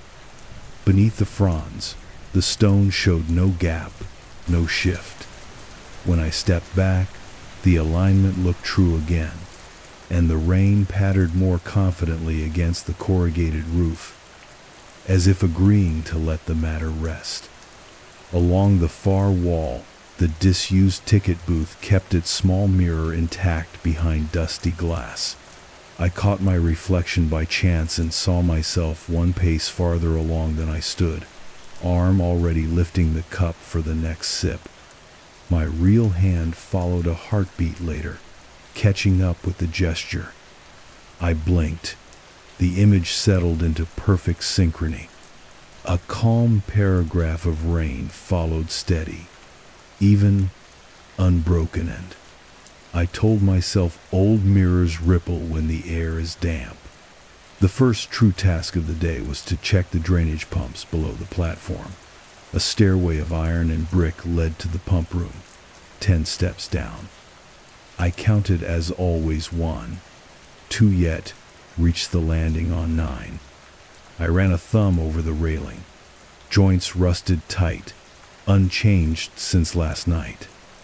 Water lapped gently in the sump, but the gauge floated at safe levels. Satisfied, I turned back and climbed 11 steps to the platform. When I looked again, the stairwell seemed to settle, as though it had sighed through its bricks and remembered the proper count. Outside the mouth of the tunnel, a muted gray daylight seeped in, thick with drizzle. I walked toward it, passing the old platform clock. Its hands were missing, yet the face still bore faint shadows of hours long gone. As I moved by, the glass somehow caught a glimmer 12 ghostly ticks skating round the rim, then fading in sequence. Before unease could quicken, the rain outside freshened, drawing attention to the living world and leaving the phantom hours behind. I ventured beneath the arch, into the open cutting. The rails here lay submerged beneath mirror-still water. Cattails leaned over, whispering against the surface. A single ripple pushed outward, though nothing had fallen in. It reached the stone edge, kissed it, and returned inward, slower than physics should allow one slow breath of the flooded line. Then the water calmed. A crow called from a rusted signal post. Its voice sounded swallowed by cloth, as though the air itself wished to muffle anything abrupt. The bird ruffled once, then flew off in silent wing beats, leaving the drizzle to fill the space it left behind. Back on the platform, I warmed the office stove and opened a tinned loaf for breakfast. The tin's lid detached without clatter, landing on the desk with a weightless hush. Steam rose from the loaf, curling into a shape almost like fingers before thinning away. I breathed the faint sweetness, letting it anchor me in something simple and warm. As I ate, a soft tap came from the field phone receiver settling, though no one had touched it. I drew closer. The earpiece lay quiet against its cradle, but the cord swayed slightly, as if recently disturbed. I lifted the phone. Only hush answered yet underneath. The hush was layered, like two seas meeting in fog. One current carried the faint rush of rainwater through drainage pipes.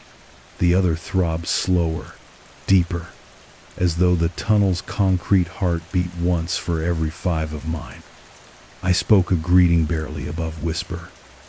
The deeper hush paused, then released a single hollow click, reminiscent of distant rails cooling at dusk. After that, silence returned, and with it the lighter sound of rainfall threading its way through the station roof. I replaced the handset gently, and the cord stilled, content. Late morning brought a softening of the cloud, amber light filtering in. I decided to walk the length of the tunnel, lantern in hand, to where the branch line veered into a smaller service bore. Each step echoed in paired pulses. My footfall, then a second half step, lighter, a breath behind. When I halted, the echo took one more cautious stride before resting. Midway down, the lantern flame narrowed brighter, thinner. Walls around me glistened with condensation. In places it gathered into perfect beads that clung motionless, refusing to drop. I touched one bead with a gloved fingertip. It floated upward, vanishing into the bricks as though absorbed. Instantly, rain filled the gap above ground, a pattering surge that reassured my ears with the storm's steady presence. At the service bore, the gate was chained and padlocked. Yet through the mesh I glimpsed a green glow deeper inside an old signal repeater, perhaps still powered by batteries long thought dead. The light pulsed. 2 slow beats, a pause. 2 slow beats, then darkness. I watched until my own breathing matched its rhythm, but it did not reappear. On my way back, the floor seemed marginally tilted, allowing water to trickle upstream in a thread-thin line. I reminded myself tunnels play tricks with gradient. Still, my stride shortened until the platform lamps came into view, warm and familiar. Noon melted into afternoon. Rain eased, then redoubled, like someone drawing a blanket higher over sleeping shoulders. I brewed more tea, listened to the kettle purge small sighs, and hummed half of an old lullaby. The sound carried down the platform, echoed back softer, not precisely the same notes, but harmonized, as though the station had learned its own part overnight. I finished the verse. The echo resolved, then folded into gentle quiet. When the pump cycled at 4, the field phone clicked again, one tiny acknowledgement, no more. I logged rainfall, cleared debris from the gutter, and swept moss from the threshold. Each chore separated by long, deliberate pauses that let calm settle before the next task. Dusk seeped in like ink through tissue. Sodium bulbs brightened themselves without flicker, but the lamp over the far tunnel mouth glowed half a shade earlier than the rest, as if keen to see night before its fellows. I took note, then let the lamps find their own pace. My supperton soup this time trembled in the pot when a vibration passed through the floor. It was not thunder, rather a deep, distant hum, like a train climbing a mountain grade many miles off. The hum swelled to the edge of hearing, then dipped below silence, leaving the soup unruffled. A breath later, the rain on the roof changed key from mid-hiss to low whisper so. Gradually I felt the shift more than heard it. With it came a softened stillness, as though the station and the distant hum had agreed on a quieter register. I carried the bowl to the platform bench. Steam clouded my glasses. When it cleared, the flooded tracks reflected the amber lamps in perfect double rows. Between those twins, ripples pulsed outward in concentric silent 7 rings. Pause. 7 rings fading before the outer rail. My sister's old tapping pattern again. I set the bowl down. The ripples stilled, and rain's hush grew thicker, a blanket tucking the vision away. By lantern light, I opened the notebook to jot the day's oddities. Lines of text I had never written, weighted across the top, margin faint, yet unmistakable. Listened for the spaces between echoes. The ink matched my pen's color, looped in my own hand, but I had no memory of the phrase. I felt no jolt, only a spreading warmth, as though some part of me already knew the counsel and had kindly left a reminder. I copied the line lower on the page, gave it room, and the notebook seemed content, pages lying flat without further shift. Night settled fully. I dimmed the lamps, closed the office door, and walked the platform once more before sleep. Drizzle hushed to mist. In that hush, the rails beneath the flood shivered a tiny, delicate tremolo, then rested. I whispered good night, and an answering breath of wind curled round the tunnel arch, gentle as a scarf. On the bench, I unrolled the wool blanket and lay back. Roof panels ticked as temperature fell. One drop landed on the glass of the mug, then halted mid-slide, holding a glint of lamplight like a miniature moon. My eyelids dipped. Somewhere beyond, the field phone clicked off hook. On hook's single courteous gesture and went silent. Rain resumed its patient weave, threading the darkness with silver lull. Dreams edged closer, and with them, the station breathed once more long, slow inhale that carried my lingering uncertainties outward, into echoing galleries of stone and rust where they could dissolve without harm. The exhale followed, sweeping calm back through the platform, across the flooded rails, and into the office where the notebook lay waiting for the next day's pages. I slept, cradled by the measured hush between each drip and footstep echo, knowing that whatever moved beneath Low Hollow Station would announce itself only in whispers, and always wrap those whispers in longer, softer silences, so none who listened would wake with a start. Rain arrived before dawn in a deeper register, its hush, lower pitched, almost conversationales, though the clouds had drawn closer to the platform roof during the night, to speak more privately with the stone. I woke to that voice, and to a second, subtler sound. The soft clack of a railway switch, shifting somewhere far down the submerged track. A mechanism long, rust-locked, yet now moved by gentler hands than grease or steel. I lay still, blanket pulled to chin, counting the seconds after the clack. On 6, a faint answering click echoed back softer, higher than silence. The quiet that followed felt padded, and I let it swell before rising, boots touching cold tile without hurry. The lantern still glowed where I'd left it, wick a single ember. I trimmed it taller. Flame greeted me with a mute bow, throwing wider halos across the signalman's office.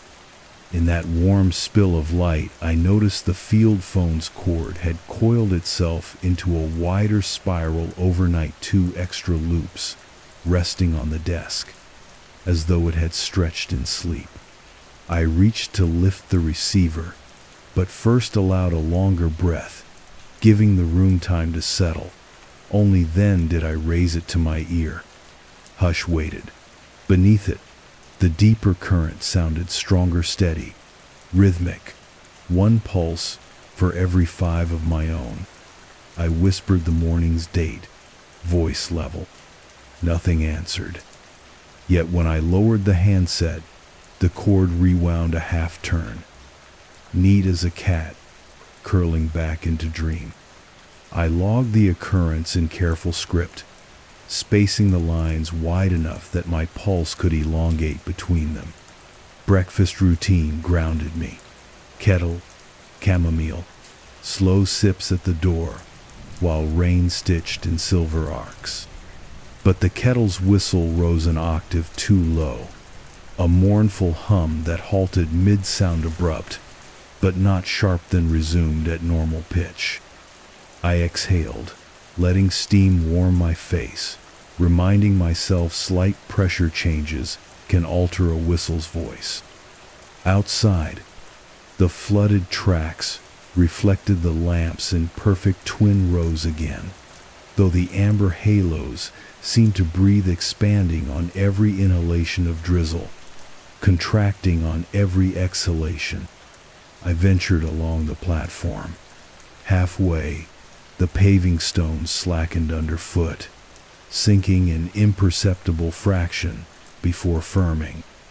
With each step, the next stone ahead appeared marginally closer, shortening the walk in tiny, courteous increments. When I stopped to test the distance back, the platform had resumed its familiar length, rain humming approval overhead. At the far end, I stood before the station clock, still without hands, still haloed by phantom ticks. Today the glass glimmered brighter. Inside, ghost hands pointed to 5:30, although my pocket watch whispered 5:15. The difference felt like anticipation rather than error. I tipped my head in greeting, and faint condensation cleared from the clock face, revealing empty space again. Satisfied, I turned toward the tunneland, heard a breath just behind my heel, not in air but in water. A ripple pushed outward from the flooded trench, reached the opposite rail, and curved back, meeting itself in the center with a hush like two palms touching. Down the stair to the pump room, the count changed. Once more 10 descending, 12 climbing, yet each tread supported weight faithfully. Below, the sump gauge bobbed delicately. Its pointer hovered on the safe mark, but drifted a hair's breadth higher each time my heart beat, then eased back as I exhaled. I read it twice, before noting only the official level. The gauge seemed grateful for the discretion. Late morning, rain thinned to a whisper. I took the lantern and walked the main bore again, boots splashing shallow puddles. This time the echo anticipated me. A droplet struck water 2 meters ahead before mine landed, as if the tunnel rehearsed the sound to ensure it would be gentle enough. I paused. Echoes paused. I stepped. They stepped first. Instead of unease, a hush of camaraderie unfurled between stone ribs. Near the service gate, the green repeater light pulsed once, stronger than the day before, 3 slow beats. A pause then darkened.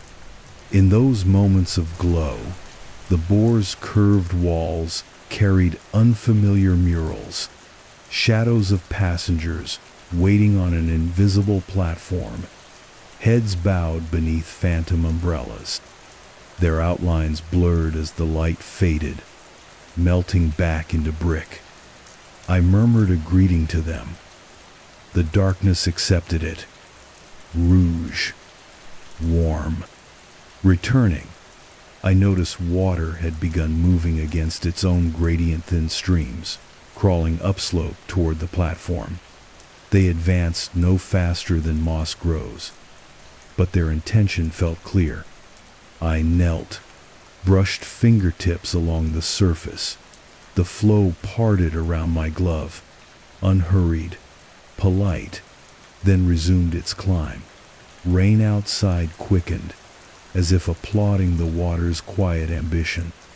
Back in the office, the field phone clicked twice off hook. On hookage, follow on gentler than the first. I lifted it again. This time, the deeper hush carried texture. A distant wheel, on-rail rumble, muted by miles of stone. I asked, softly, "What cargo do you carry?" The rumble slowed, lengthened, became a long exhalation steam, perhaps then dwindled to rain echo. I replaced the receiver, the cord coiled tighter, preparing for next use. Afternoon slid in, cloaked with damp sun, diffused to pewter through cloud. I prepared lunch bread heels warmed against the stove, dabbed with tinned butter. As I bit, the ceiling lamp over the desk brightened fractionally, sharing its meager warmth. Crumbs fell to the journal. Before I could brush them away, page fibers tightened, flicking the crumbs aside like a tablecloth, snapped gentle. I left them on the floor for mice that hadn't visited in years. The lullaby I'd hummed yesterday returned to mind. I sang it now in a whisper, 4 notes down, 4 up, pause. The tunnel joined, echoing 1 measure ahead, turning the melody into a quiet round. Between verses, I let silence bloom, and the echoes folded themselves neatly into those spaces, never crowding, always leaving room to breathe. Toward dusk, the hum came again, train-like but softer, as though wheels turned on velvet rails. The signal lamps above the flooded track answered. Amber halos flared larger, then shrank, counting 7 slow pulses. Water in the trench responded with matching ripples.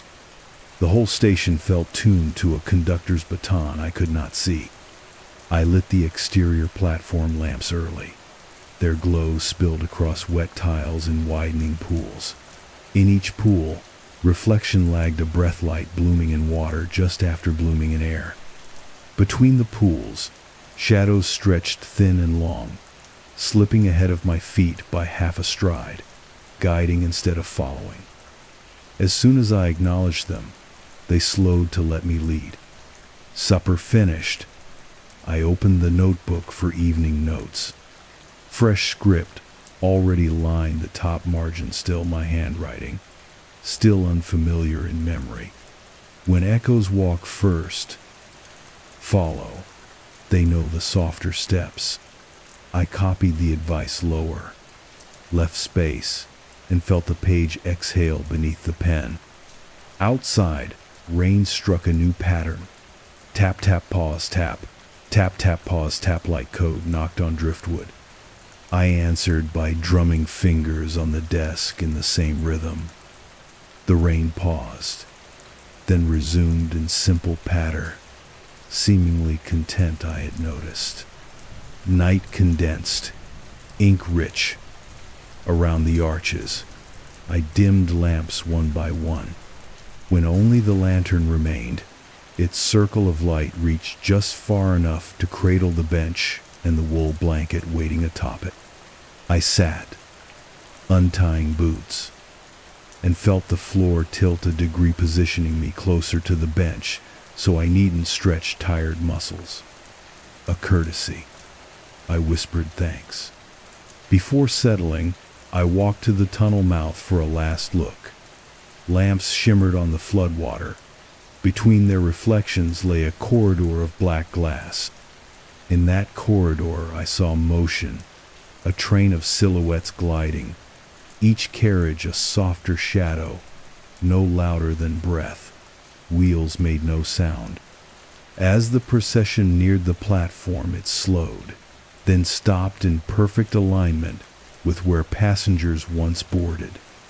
No doors opened, no faces showed. Instead, one by one, the lamps along the carriages dimmed, bowing, until only the nearest glowed faintly, a lantern held behind nearly opaque curtains. A long, calming paragraph of silence followed, filled only by rain on iron and the far hum of the pump.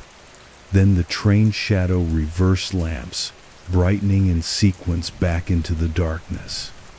Coaches slipping away until nothing remained but still water and steady drizzle. The clock behind me emitted a single phantom tick, marking the departure. I breathed in, tasted petrichor, breathed out, and the rails beneath the flood quivered in gentle farewell.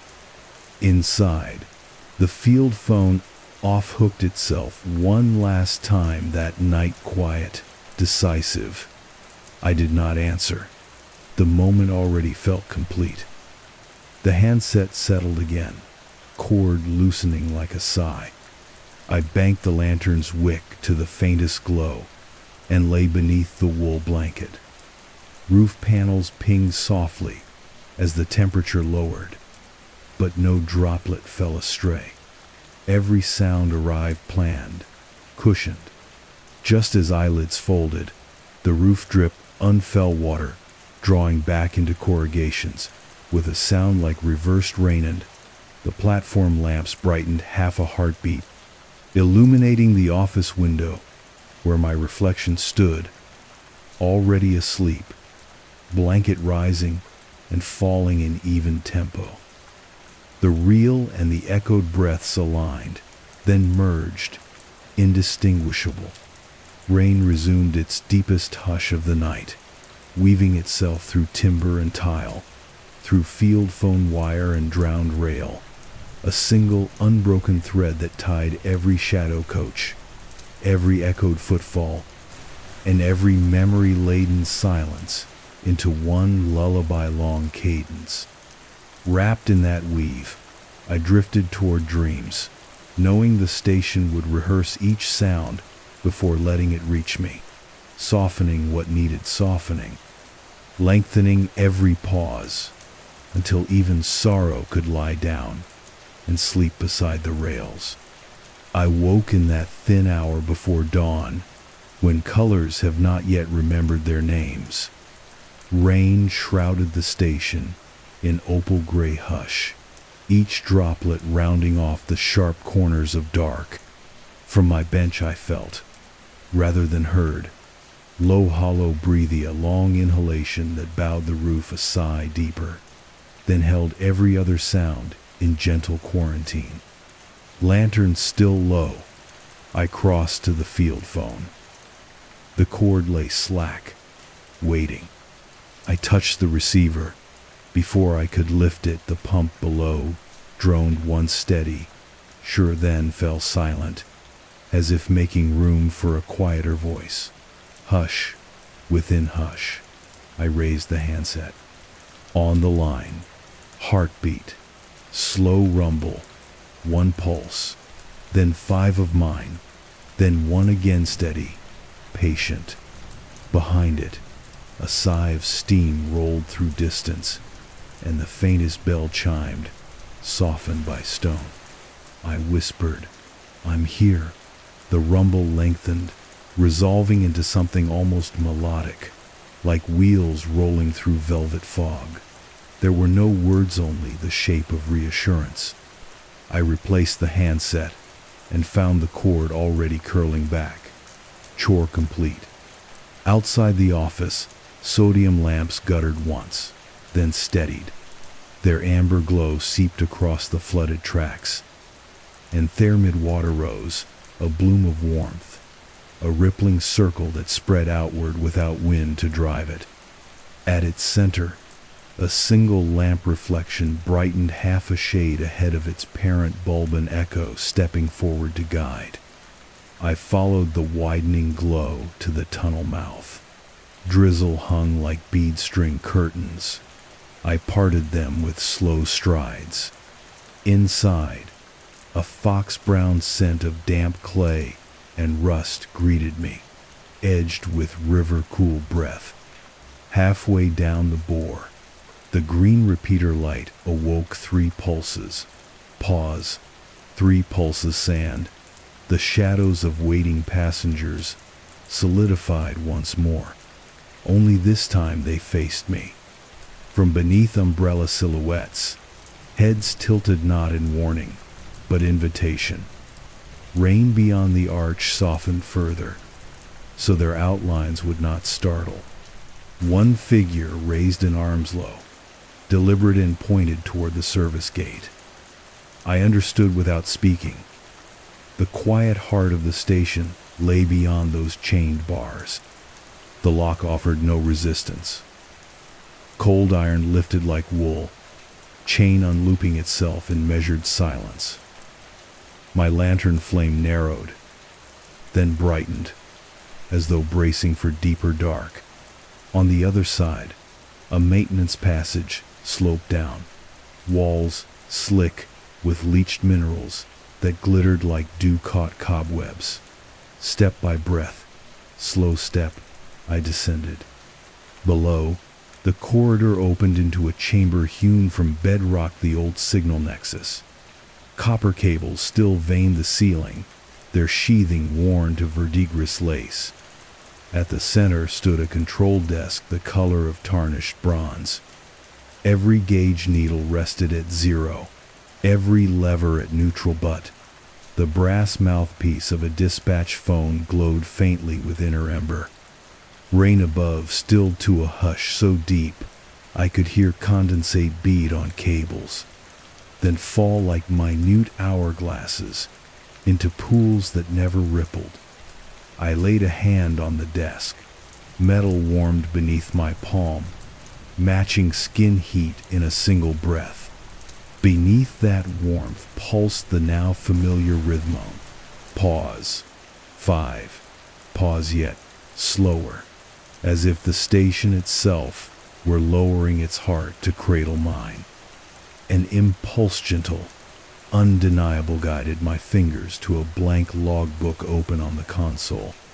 No pen weighted, yet as I touched the paper, indentations appeared delicate ghost script, pressing upward from below, filling line after line in measured cursive. We have been waiting to carry what we could not speak. Trains remember their passengers. Tunnels remember their trains. You arrived with cargo of echoes. We have cleared the line. The script faded even as I read, leaving the page blank again, space kept open for softer words. I closed my eyes. Images rose in lantern gold. My sister's tapping lullaby. Crowds hushed in hospital corridors. The hiss of hydraulics lowering a ward bed forever still. Each memory carried an edge long honed by nights of neon and sleepless regret. Here, those edges met water-smooth stone and melted into rounded river pebbles. Around me, cables sighed, a choir of copper threads. The dispatch phone murmured no ring, only breath hand. I lifted the handset. This time, the line held a different sound. Slow rain falling on distant tin, and beneath it, the 4-note lullaby, hummed by 100 invisible voices, a heartbeat ahead of my own. I hummed in answer. The choir resolved, chord resting in perfect minor warmth, then quieted. I understood. Low hollow was no ruin.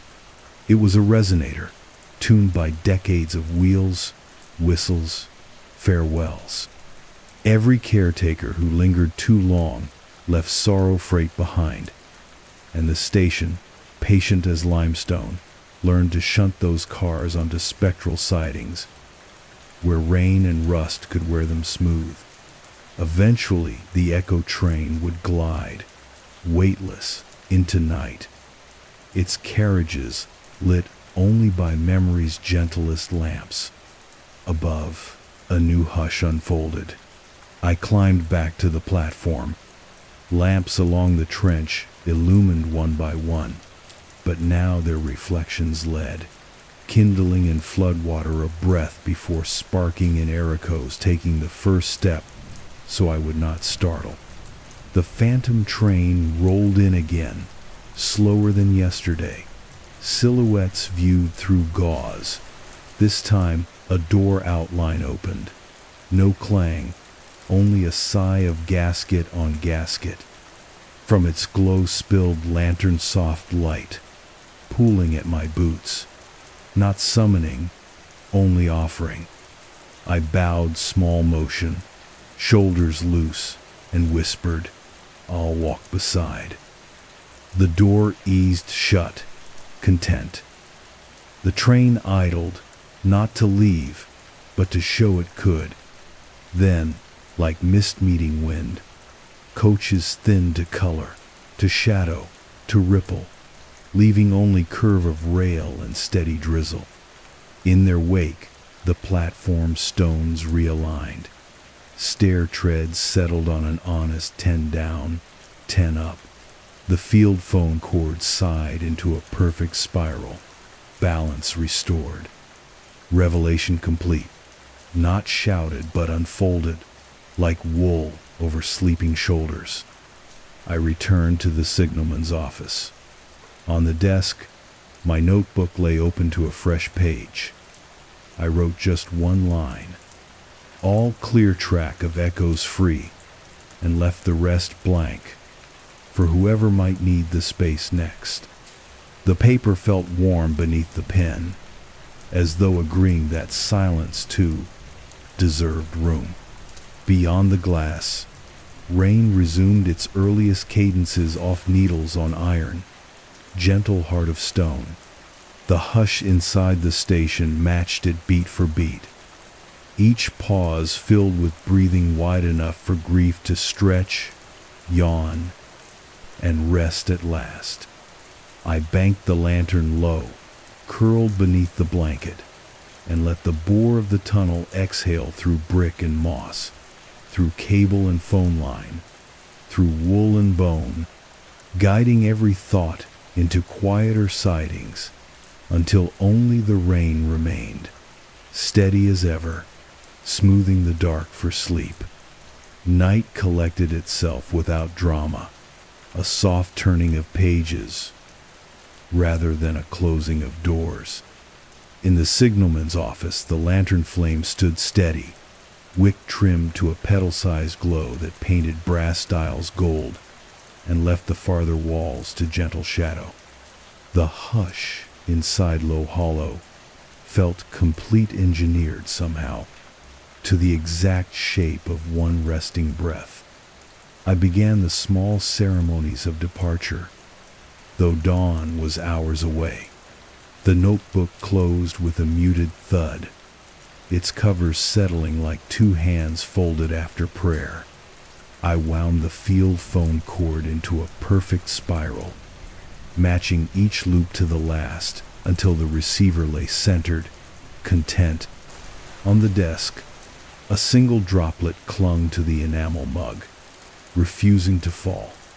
I touched it, and it drew itself upward, disappearing into neat nothing. Outside, sodium lamps dimmed of their own accord, letting rain-washed dark seep across the platform. Yet the floodwater below showed a thin ribbon of silver movement, where before only stillness lived. The excess was draining, sluiced away through culverts I had never cleared, the station preparing itself for a quieter tide. A final walk felt right. Lantern in hand, I strolled the platform, counting stones that no longer shifted. At the tunnel mouth, I paused. Deep inside, a breath of air moved toward me, cool and lavender, tinged like night air passing over forgotten fields. I dipped my head in thanks. The breeze retreated, satisfied. Returning, I found the stair to the pumps honest, again and down, 10 U-peach treads sturdy, bowing when stepped upon as hosts bow to guests. In the pump room, the gauge needle rested dead center, no longer mirroring my pulse. It had found its own slow tempo, free of my heartbeat. I left it there, undisturbed. Back in the office, I spread the wool blanket on the bench, not to sleep, but to mark the space where sleep would welcome me. The lamp above dimmed a fraction, honoring silence. I took up the pen once more, opened the notebook to its last blank sheet, and wrote in wide, unhurried strokes. All echoes accounted for, line clear, night gentle. Ink settled quickly, no widening margins needed. Through the window, the water's ribbon brightened on, reflected lamp kindling half a heartbeat before its partner on the pole, a final courteous lag to soften sight.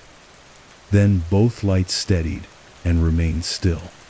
The phantom train did not return. Its task was complete. The rails gleamed under drizzle, bare, ready for nothing more strenuous than rain to pass. When at last I doused the lantern, the dark that followed was not absence, but presence velvet, weightless, shaped exactly to the room's dimensions. I lay on the blanket and sensed the station exhale once, just once. Timbers loosening, roof sighing, bricks settling into deeper sleep. The pump below ticked off. The field phone remained silent. The lullaby I had carried for years drifted outward, dispersed into the hush like seed into fertile earth. Rain outside, thin to its gentlest thread, a single note drone that never varied. My breath joined it, and where once there were 5 of my heartbeats to every one of the stations, now there was only one shared pulse, slow and untroubled. Sleep reached me on silent feet. No echoes walked ahead, because none were needed. Every step between waking and dreaming had been carpeted in soft twilight. As lids fell, I felt Low Hollow lift the last weight from my shoulder-sand action too delicate for words, and store it somewhere among cables and stone where grief is tumbled smooth by time and rain. I slept knowing the station would keep watch, over flooded tracks now clear, over echoes now hushed, over any traveler who might one day wander in carrying cargo too heavy for daylight. The tunnel would rehearse each sound before letting it rise, softening even sorrow until it could be born on a whisper. And should the phone click again in some distant season, it would be only to murmur that the line remains open, the night still kind. If sleep finds you, let this rain keep playing, or drift to our next tale on screen.